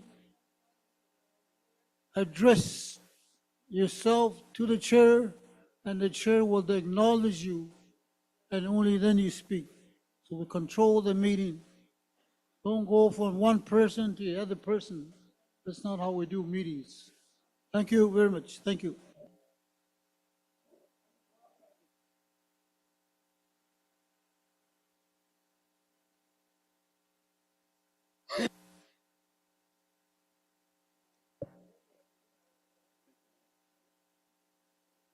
Yeah, Melissa's here now, so maybe she can just fill out a couple of things too. Good afternoon, leadership. Again, thank you. So the task force that we're going to go through today, Leanne has a little PowerPoint that we're going to put up on the board. This information that we have up on the board is just to give you some idea of how we can move forward in developing our task force. Sorry, but like the printing's really small, but we'll try our best to enlarge it for you. So the task force, a task force is a temporary group of individuals assembled to work to develop the task force that is, you know, how would I say it, best suit your community or best suit the NBT in our communities. So what we're going to do is just go around the table and discuss how we're going to develop this task force. If there's any new ideas, what is most important that we'd like to deal with first. I know George has mentioned in his speech previous times this past month about a task force and how in the task force we want to develop education. So education is going to be one of the big topics on a task force, is to go into our schools to educate, to go into the homes and educate families, to reach out to our elders so that they have a better understanding of what this drug is doing to our community and how crime is increasing so much. So yeah, so we want your input. We want to see where we can move forward. And once we have all the information together, we will, our executive committee here will, with Dene will sit back and we'll take in all the information and we'll come up with some plan for leadership as to everything that you guys put on the table for us. Let's see.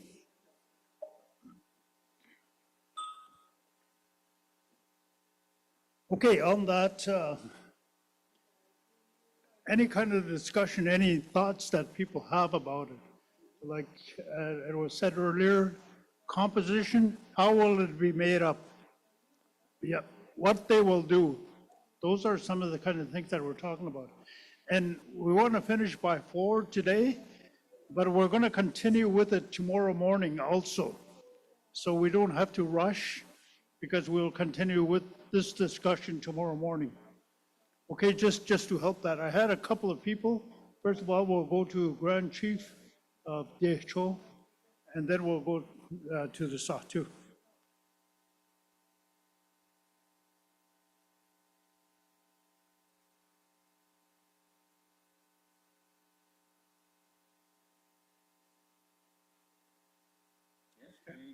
Okay, good. Okay, thanks. Thanks for the time. This is a big issue for many of us. It's something that touches close to the heart. And of course, it being a big issue that we need to do everything we can, and we need one another to deal with this issue. And as I mentioned earlier, the situation that we're being faced with is pretty serious. The kinds of things that we need to address is internal. It's something that deals with the individual. It deals with the spirit. It deals with the the individual and how the individual makes decisions. And it comes from something that happened to them probably a long time ago. And a task force is one way to bring about these kinds of things and to have a good discussion. You need to take a look at what it is that people are being bothered with. The issue itself, I mean, the drug addiction and everything else that comes with it is something that's come a long ways. You know, back in our days when we were kids, you know, some of us didn't have highways coming to our communities, and you know, we lived quite well. And then over the years, as transportation and everything started opening up, we started seeing different types of activities, things that are totally foreign to us, and a lot of it got out of hand, especially the alcohol and then everything else that followed with it. But a lot of that has to do with the choices that individuals make. A lot of that is probably put upon you, but a lot of it is the choice that you make. And because that choice that you make is something that every one of us is dealing with today. It's humongous, it's complicated, it's deep into our system, it's deep into our spirit.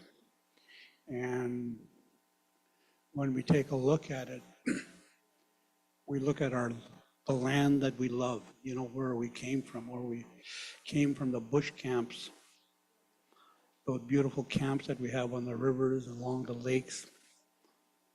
Those camps today are all empty.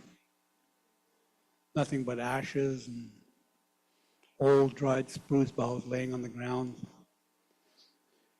And that itself says something to the spirit that our people have left behind something that was really important. They left behind a prayer.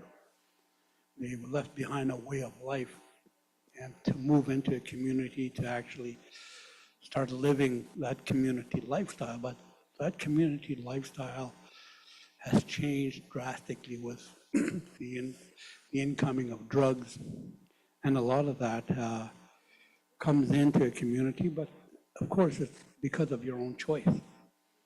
And, you know, the things that have happened to us over the years, you know, over the last 100 years, you know, the colonialism, everything else that happened to us, that was brought upon us. We were inflicted with pain and, you know, violence, you know, the obstruction of our language, you know, everything that happened to us was as a result of some kind of a physical contact or something that happened to us. And we somehow or another lived through that, you know. We are tough people somehow or another. But now we have something that's a little more dangerous than that, you know, the drugs, stuff that comes into our community. And that itself is changing the way our behavior, the way that we relate to one another, the way that we live as a family, the way that we live as a community, let alone living with the land that you love, the land that you've left out there. The lonely land that's out there that's just crying for you to come back. There's that aspect that people need to understand, that if in fact you're going to do any justice, that it's a wholesome issue that you're dealing with. You're not dealing just with yourself, you're dealing with the internal, the spirit, and the wholesome life of the land that you love that was out there. That's where we come from. We are Dene. We come from that land, and we will go back to that land. And so that's a real key important part when we're going to deal with the issues that are there, the things that are haunting us. Every one of us are sitting around this table here, one way or another, a relative, a child, or somebody right close to us is in this whole thing of the drug business, or is involved with drugs somehow or another, has come into our families, into our homes. And this is what we're suffering from. So it's not just those people out there, it's all of us. All of us together, we're in this together.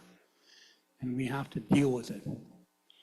And the more and more that I think about it, it's a form of a new genocide.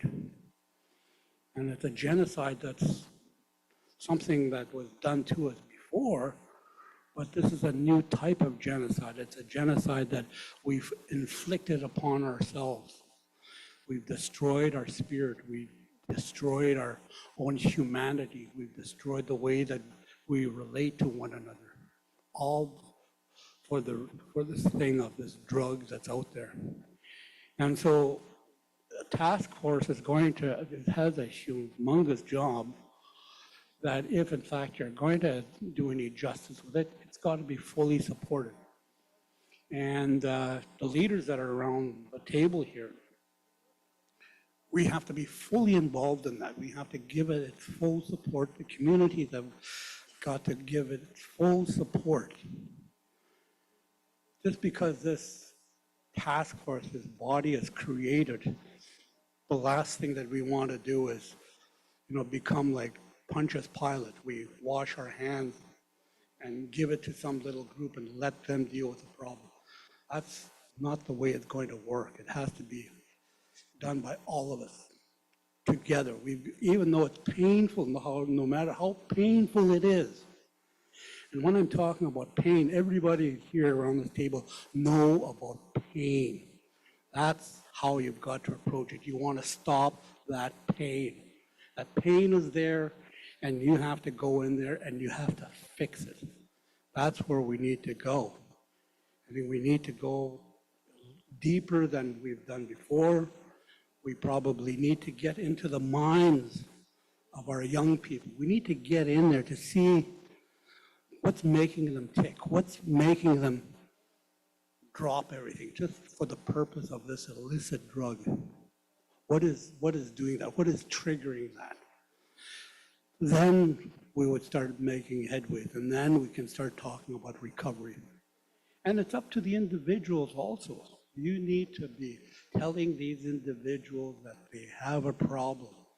And you can't tell them, go to treatment. That's not going to work.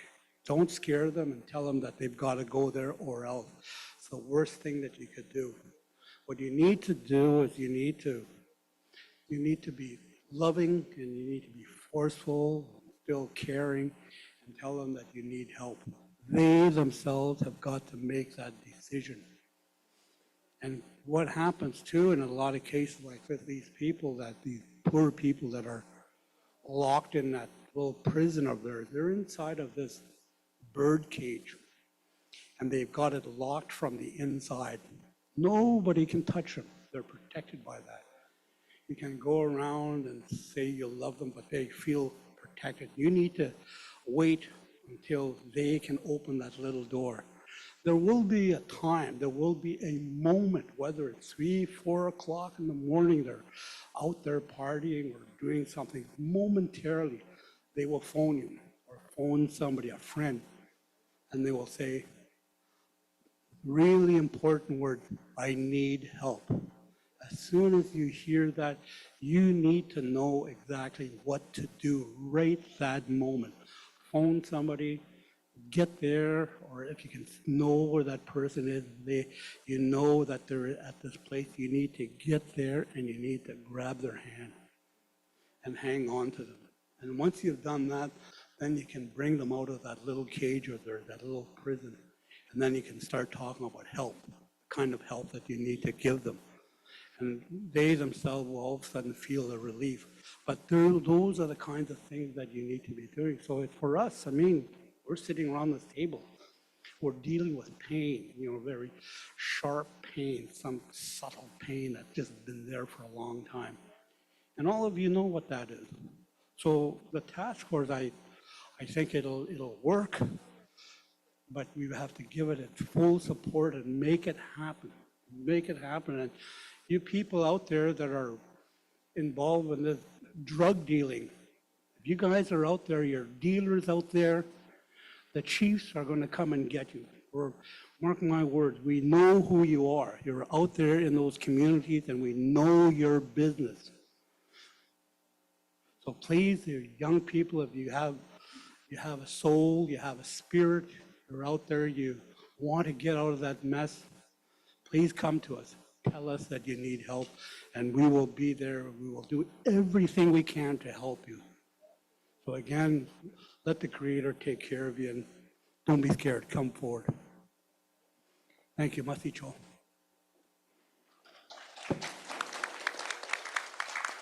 Yeah, must see a couple of things. Notice when he was talking, the mic didn't work. They asked him to move something here. So if this is blocking it, the microphone might not work. So make sure it's clear. The other thing again is that we want to talk about the task force. Composition, what will the makeup be?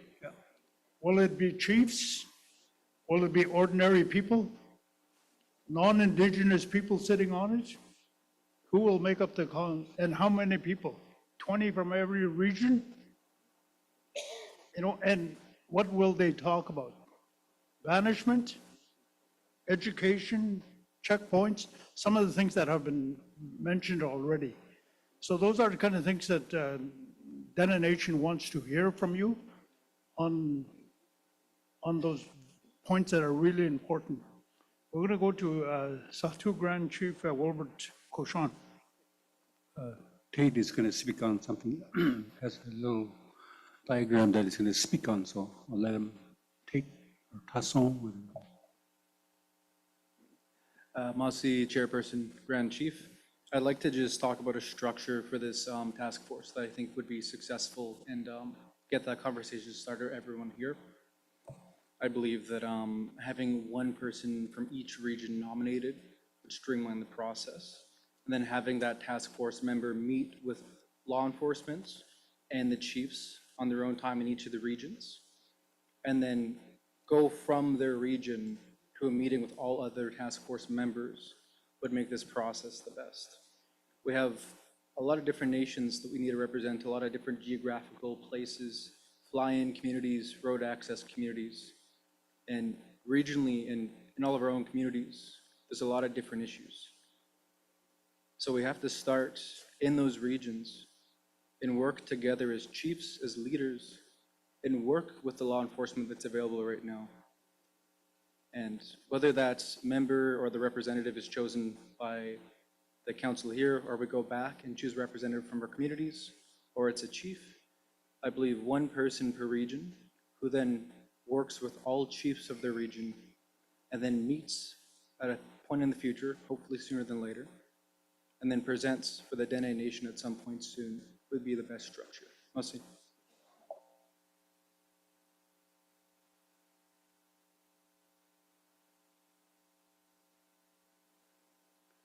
Anybody else has any other comments?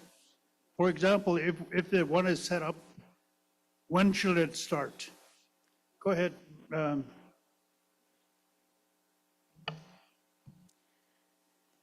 Good afternoon, everybody. My name is Liza Charlo Piper, counsel for YKDFN. There were some very good comments that were made, and I'm very pleased to hear some good solutions, some good ideas. But I haven't heard all of the issues. And I think one of the problems is the government, the territorial government, where they have funds available to deal with all issues, all of our programs and services, but they also contribute to the problems. As an example, with the liquor store, they profit from the liquor stores, especially in Yellowknife here. We've got 2 liquor stores now. But also when this when the members from the smaller communities go through the justice system, the court system, or even health issues or problems, they come into town from the small communities. And some choose to remain in Yellowknife and not go back to the communities. And then they fall prey to being out in the streets. And that creates a lot of problems for our members.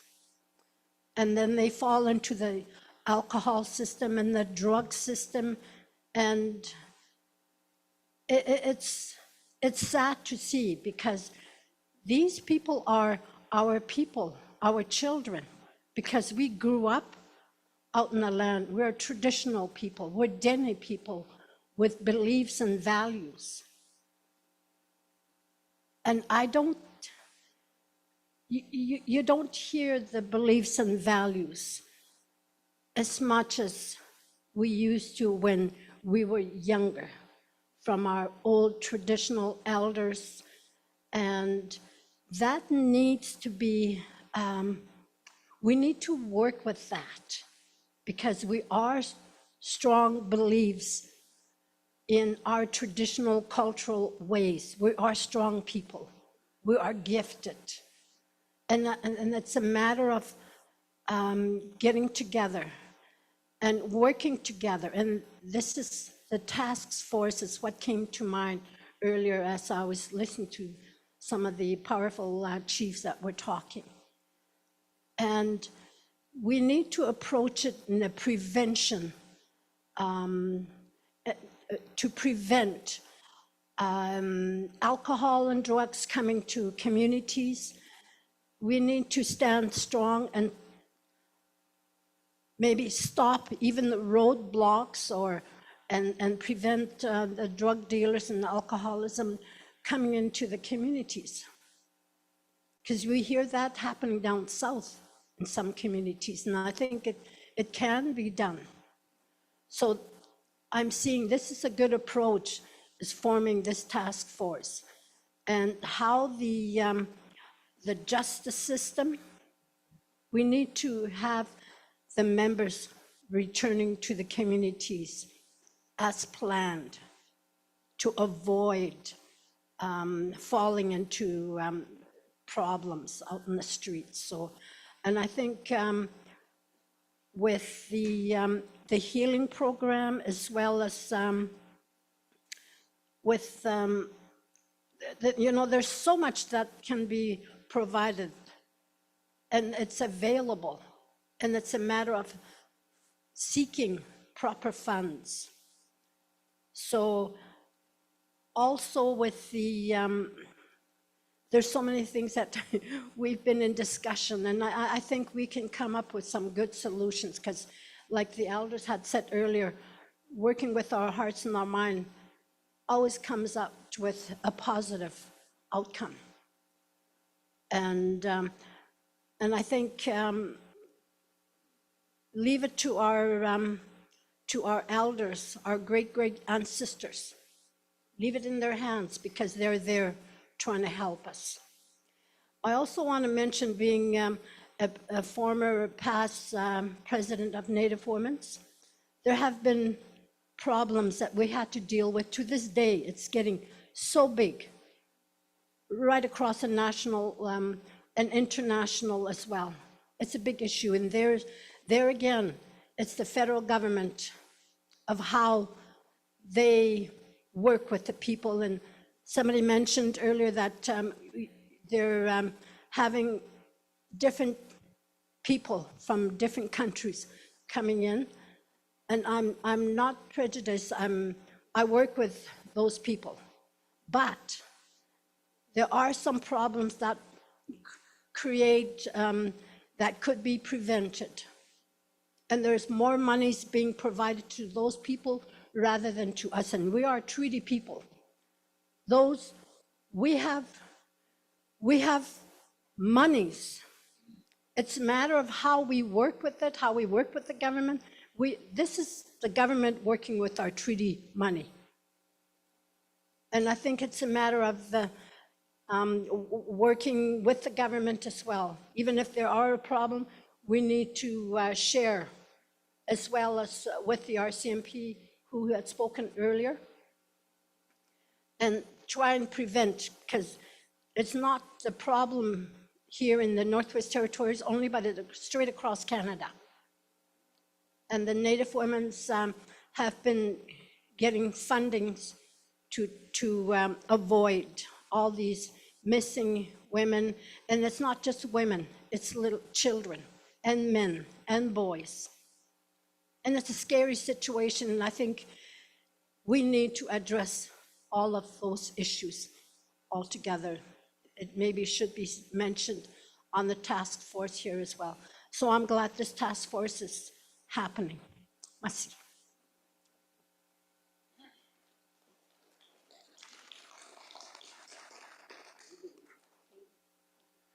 Merci, Liza. I'm going to go to Chief David Piccinelli. Go stand in the back.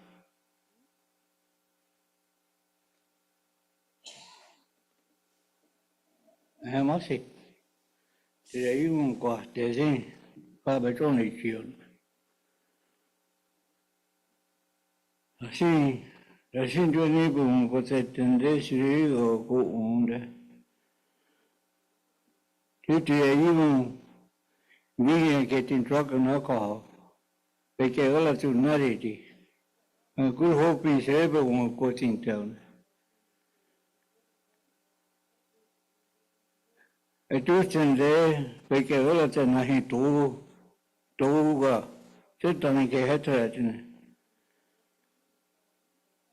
Liquor store, Norman Well, and Newvick, Fort Simpson, Providence, Hay River, Fort Smith. Y hay una como cortinas unitani onda masía. Kami suri bata ala da se nazi tane son TV. Kami kuri beke ala te nazi nazi kare ko te tere togore pile. Lele ti la ta vine ayune pegora pene fere pegona ti afende san. Ka ayune na hai ya gongsi na hai che gongsi. Hay togo ga da shi ne ji go. Duchen go da shi go ga fa onle. She una dia fe. Ka song ba ta na ji ta na chong chi de bi sin ka se ya to. Je tu ji de hin. Ani da shi ga ni se ji ni ke ye ni la ta shi ya yun ba ta yun go ko ti ne zu ne ji ni on ye ke la ke no de ne zo da ka chong ko shi ne ma si.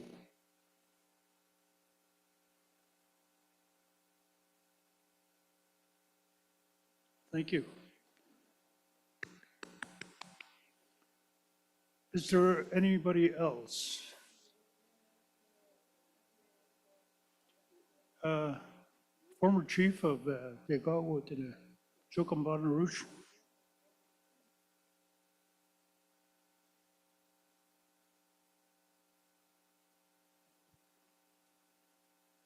Merci.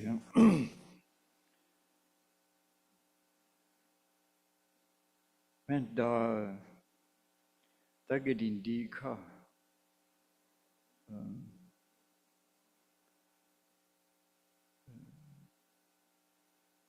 naiga itiago tinai Cordion Zanthit et ka agent na Codigi Asi mesete ke Codigi laut in handigo Hatule mais on je he curity gon na cho hagidindi mais on same as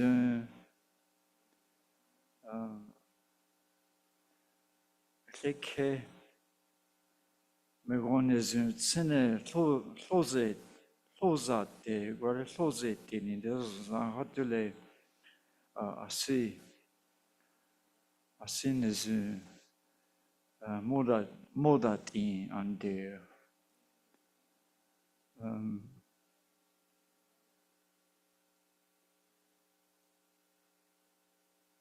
the community I'm coming from about a month ago we've had a tragedy of a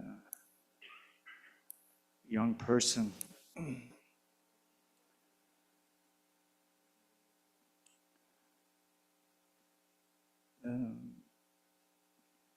Someone took his life, and even personally, I felt very hurt, and I felt very, very angry.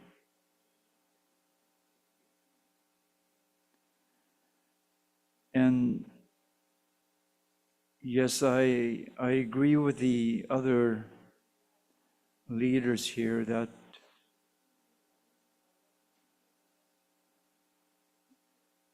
it is something that is kind of huge. It's kind of new for many of us. And even personally, it was a very sharp learning curve for the first few days after that tragedy in our community. Our people are still in shock, but at the same time, I keep reminding people, if we stick together, we're going to be okay.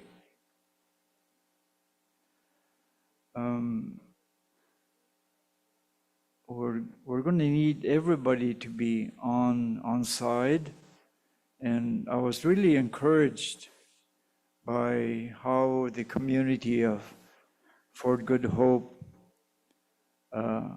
had begun dealing with it.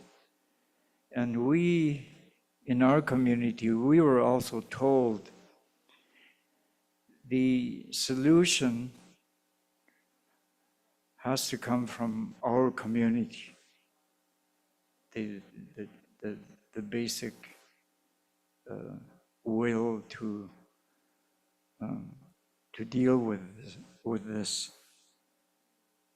And right away, some people say we have to get beyond blaming. And I heard earlier at this meeting, sometimes it's the families, because, and some other people are saying that if nothing else, we've got to offer something to the young people, because that's where the answers would be with our young people. And I've been to many meetings over the years that there is, we were told there was a gap between the youth and the elders. That's something we need to work on right away. And I thought we may need to accelerate the training of the Dene culture and the values. It is so important, because that's what, like Herb and the others are saying, it is those values that carried our people here for thousands of years. Those values.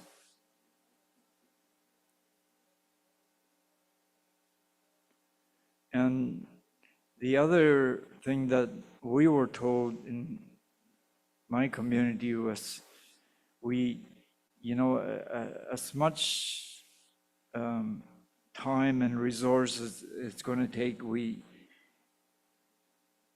Years ago, we used to be so busy going to workshops, learning, training, workshops on all kinds of different things. Because we really have to learn. Because what we're up against, those people coming in, they're well organized. And we need to be the same way. And for the young people, the easiest and quickest way is maybe even make sure that you have at least 2 recreation directors in every community. Recreation. Because like a lot of us, my generation, it was sports that got us through, even to get to grade 12 and so on. Sports.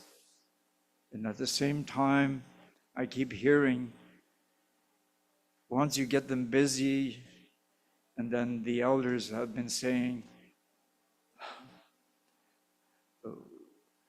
we have to take them out on the land. Not send them away to the jail. We have to go with them. That's going to be a real question. For just about each one of us, we have to go with them out on the land. And that's where the grandmothers and the grandmothers and the mothers are going to be key, especially to a young man that's probably 20, 25. He's got to get that message from his mom. Also, his mom has to send him, or somebody's got to go with him out on the land. And those things, that a lot of good ideas. And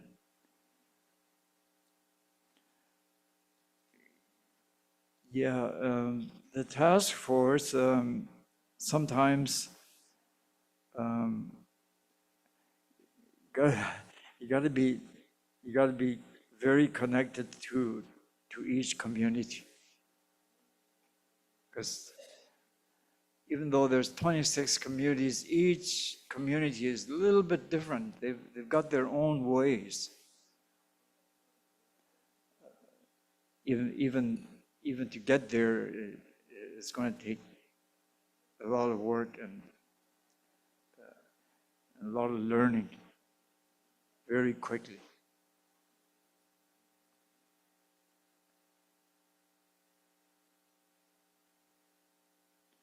And what I was hearing on the radio the other day too was,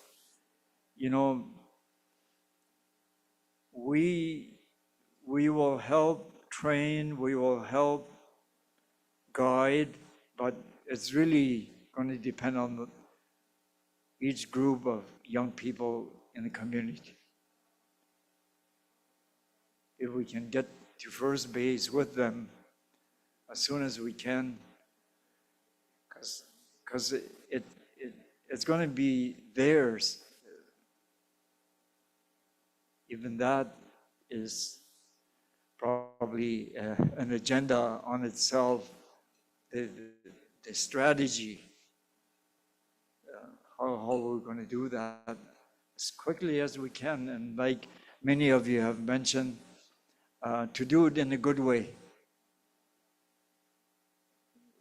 Because even, I kind of wish we would have our own police, but the way we understand police is they get caught, they send you to jail.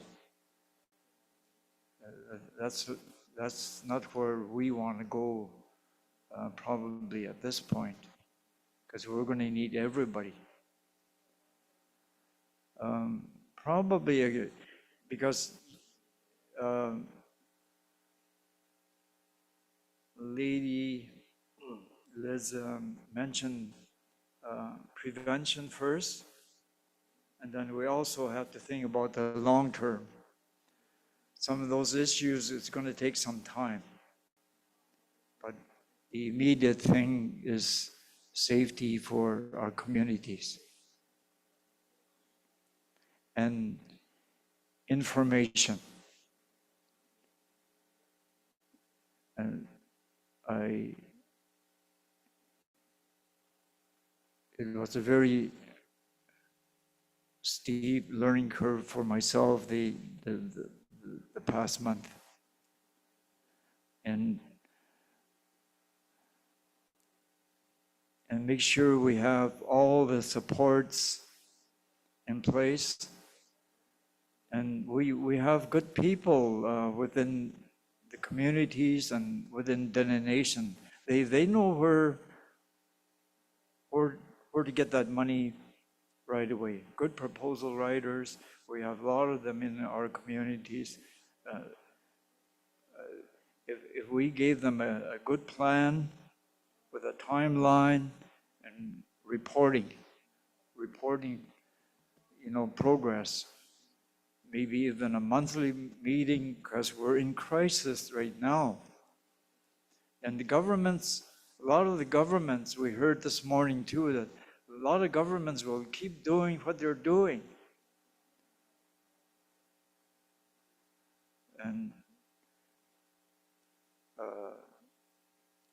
And for me, if we stick with it, we can do it.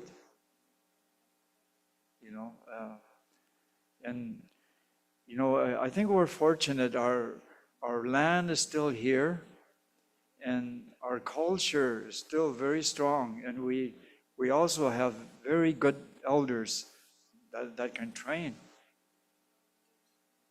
I see around the table a lot of you as the teachers are that the young people are going to need. Masicho.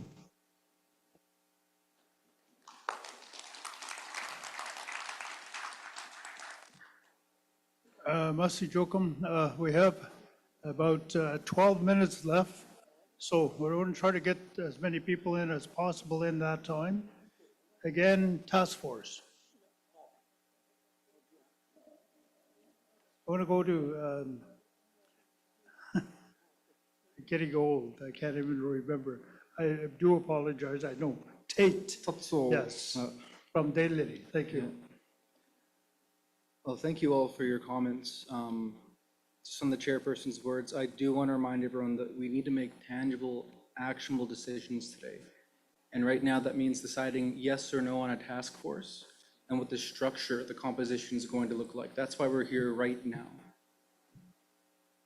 And we're here on the Dene people's dime to come up with solutions, not to continue to reiterate the problems.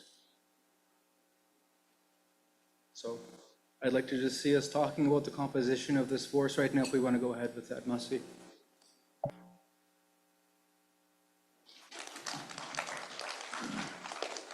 Thank you.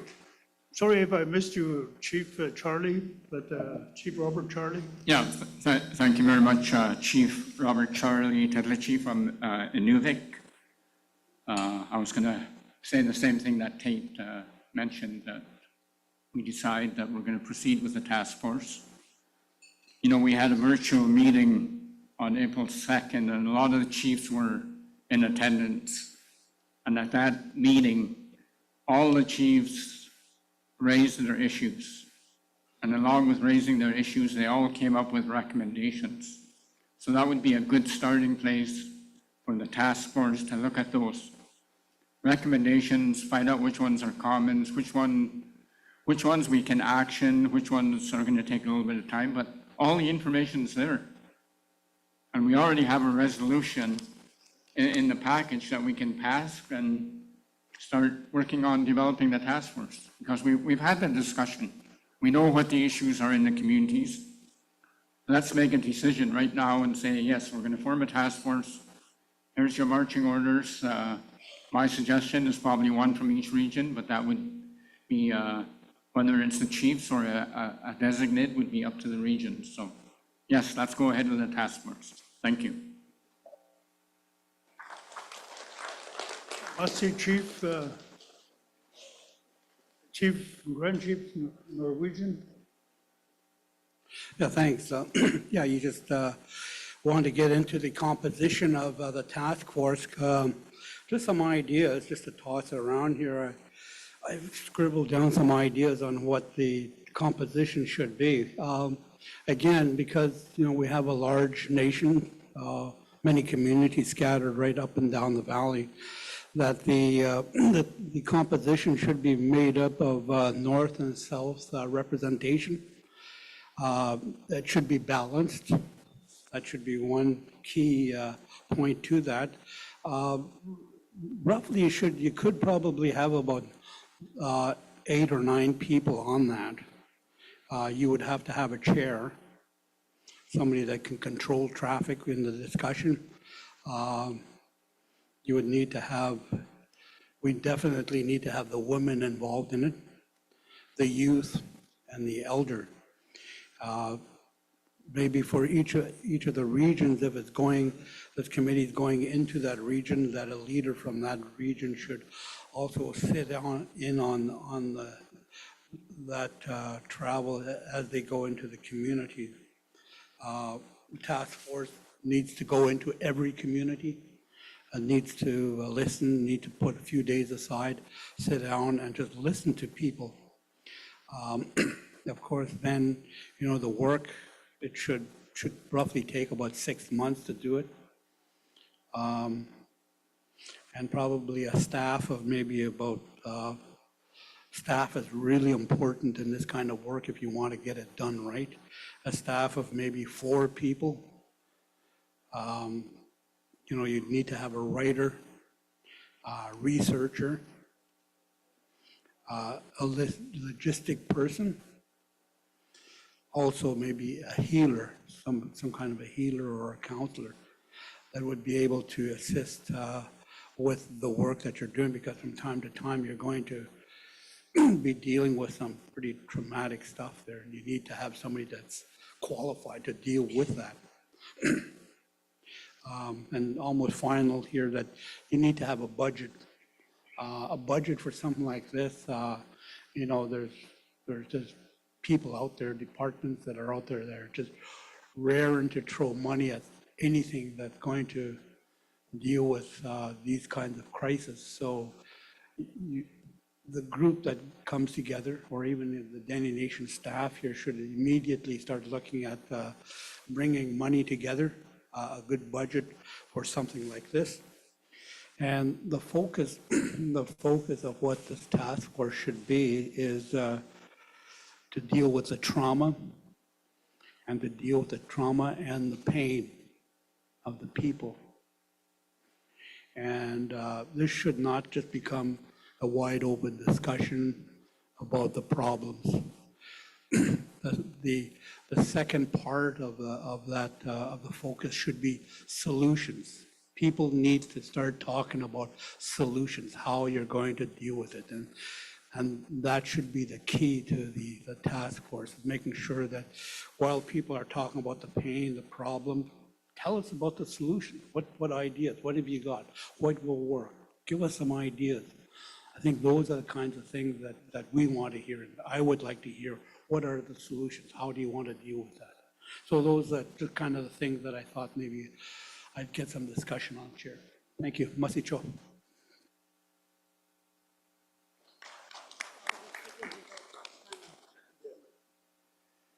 Okay, there's somebody else here that I miss. Okay, go right ahead. Please introduce yourself, so for the record.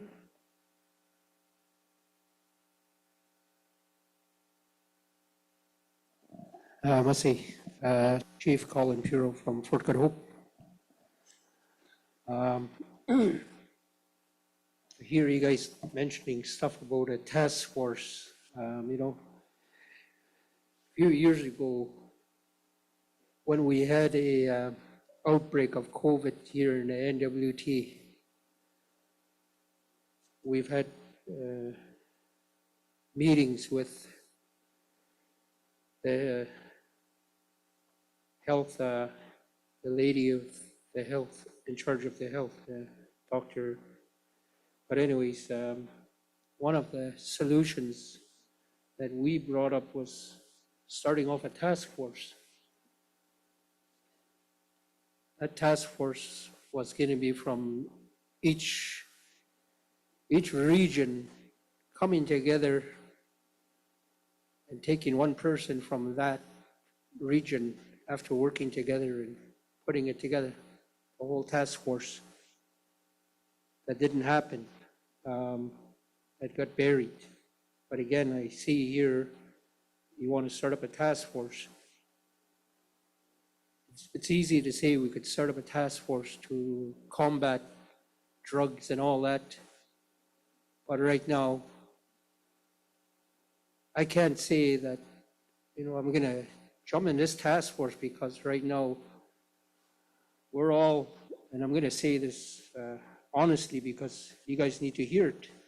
We don't have no young people sitting around the table telling us what we're really facing against, what we're really up against. I say this wholeheartedly because, a few weeks ago in April, we had an emergency assembly in my community in Port Good Hope. As you guys might have heard through the news, that we've suffered a couple of murders in Fort Good Hope because of drugs. And I lost a nephew in Alberta, in Edmonton, that went down to Alberta for vacation. He didn't come back. He overdosed with drugs there. And the murder that you guys heard over in the news, that was my brother-in-law's son.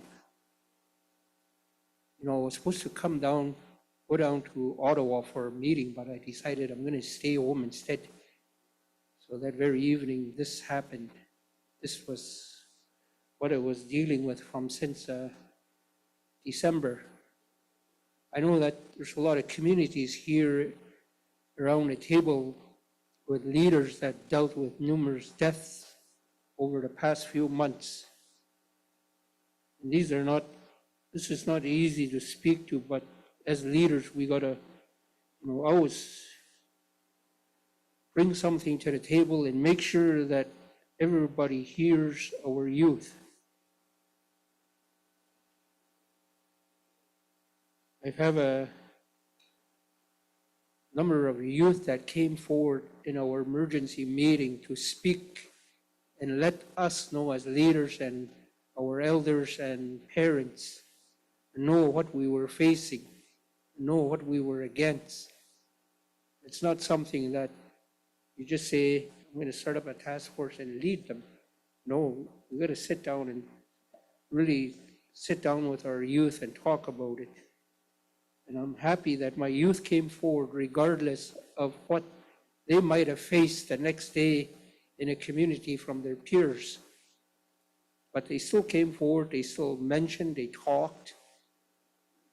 It was a hard thing for them to do, but we stood up, we congratulated them, we gave them a round of applause and thanked them for speaking and bringing out all this information to us.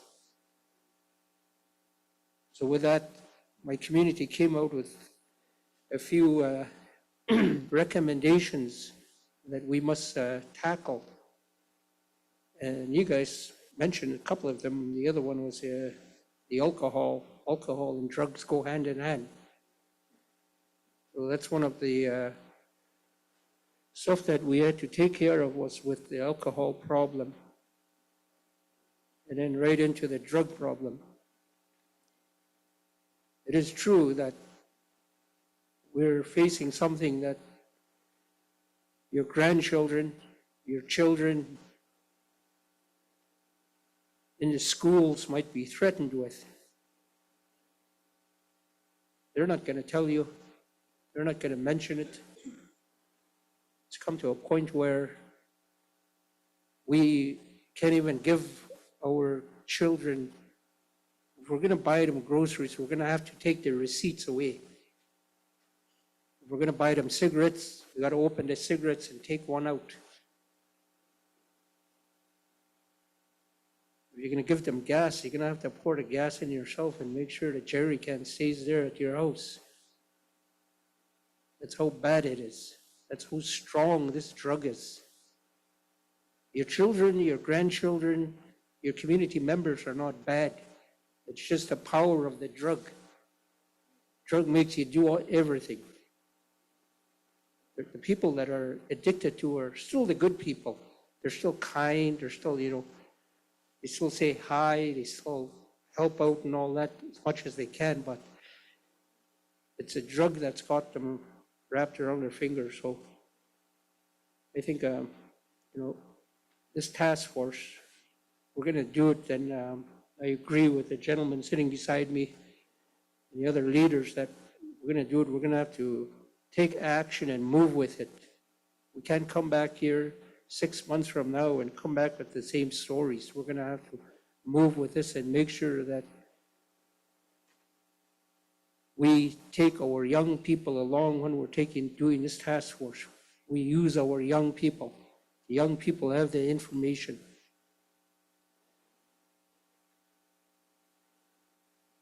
Thank you. I will share more later down the road. Masi.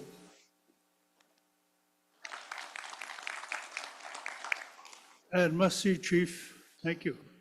Thank you to everybody else. This is a tough topic. So coming from the heart, hear a lot of that story because it touches us really deeply, all of us. And so thank you for sharing that. Did somebody else want to share? I'm trying to keep it to 4 o'clock, but certainly I'll give you the opportunity. Yeah, thank you, Mr. Chair. Philip K. from Fort McPherson, Sub-Chief. I agree with everyone around the table. It's a very important issue that we all work on. I agree with the task force, and I 100% think that we should really look at our airport security and cut those drugs off right at the airport. That will minimize the problems that we have in our communities. In doing that, in the meantime, we look for more funding to do it regional and work together to fight this battle. But once we get our task force going on this with ASAP, starting in Yellowknife at the airport, we'll cut most of the drugs off coming into our communities. That's all I want to say. Thank you.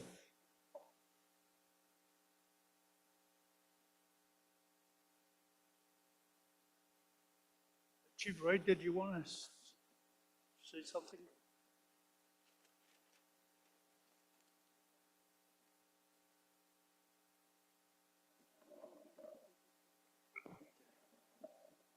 Oh, it was blocking. Sorry. Thank you for allowing me to speak.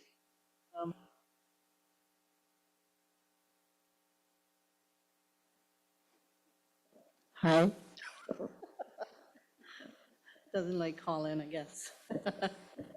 I definitely agree with this young man over here, Tate Juniper,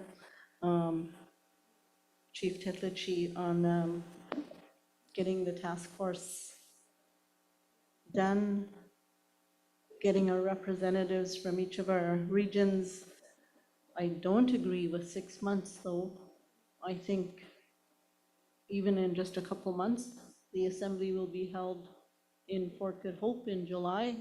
The task force can come back And, I mean, what's the whole purpose of sitting around this table to discuss a task force and then to wait 6 months? We need action now. All of our communities need help. If we could get the task force organized and get our reps into Dene Nation, and then they can come back to us with what all of the chiefs in the communities, all of the leaders in the communities, what their findings are. Thank you. And thank you, Chief. Well, now I'm going to cut it off, okay? Raymond, did you want to talk to?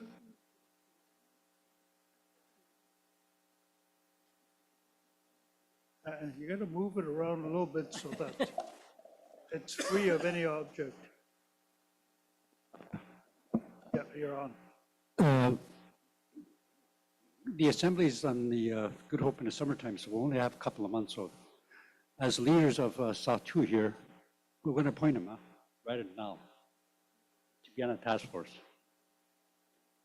So we need to move forward, and because like I mentioned earlier, that our people are suffering. Let's do it now. So we already appointed him as leaders of South 2 region. Okay? Masi. Thank you. There's supper at 6 o'clock for chiefs at Copper House. It's over there.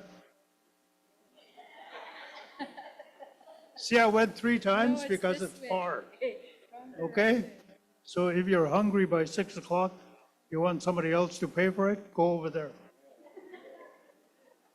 And then, of course, they have breakfast in the morning. And really encourage you guys to talk about this task force tonight among yourselves. And then we have about 1 more hour tomorrow that we've put aside to finalize some of the discussions on this. So really want to, at 9 o'clock tomorrow, we'll pick up the discussion on this. And then hopefully, also think about somebody saying that this might take a little while. What happens, you know, I know from news reports that some communities have tried to do things like vigilante, and guess who gets into trouble? The community. That kind of thing. So thank you for a really good discussion. I'm going to ask David to do the closing prayer for us. And then see you tomorrow morning at breakfast, hopefully, but definitely at the meeting tomorrow morning, 9 o'clock. Masi.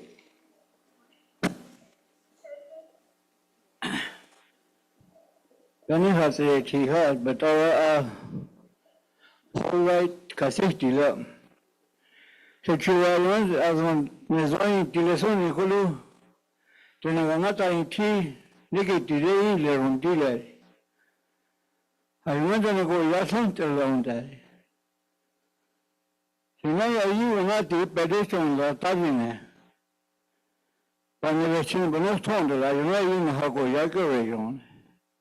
Howai katia se tikote. Chile tenne zonzi likona zumani. Chile asibe to aro na itona hasito ne ko diva. Pero no taku besi na hekengo une masiga. Son tamike uzete na hinili yunware sentometo na hasukete. Esto todo na hasito ne hesigutele. Each community is like that. I already listen, but the daily motivation. I already wanted to record and wanted to request it to record a set to work. I can let and then taking a get there. Nothing to anything, don't wasn't. I was all calling and said, "You know, we're still We still depend on government, but not deserve go. Tasunatana yoni nabiti, tutu jasi ukute, wuna tana sima seti, kuti wuna ome, tausani wasimasiwa. Tutu wa kaitia. In the name of the Father, Son, and the Holy Spirit. Our Father, who art in heaven, hallowed be thy name. Thy kingdom come, thy will be done on earth as in heaven. Give us this day our daily bread, and forgive our trespasses, as we forgive who trespass against us, and lead us not temptation, but deliver us from evil. Amen. Mercy.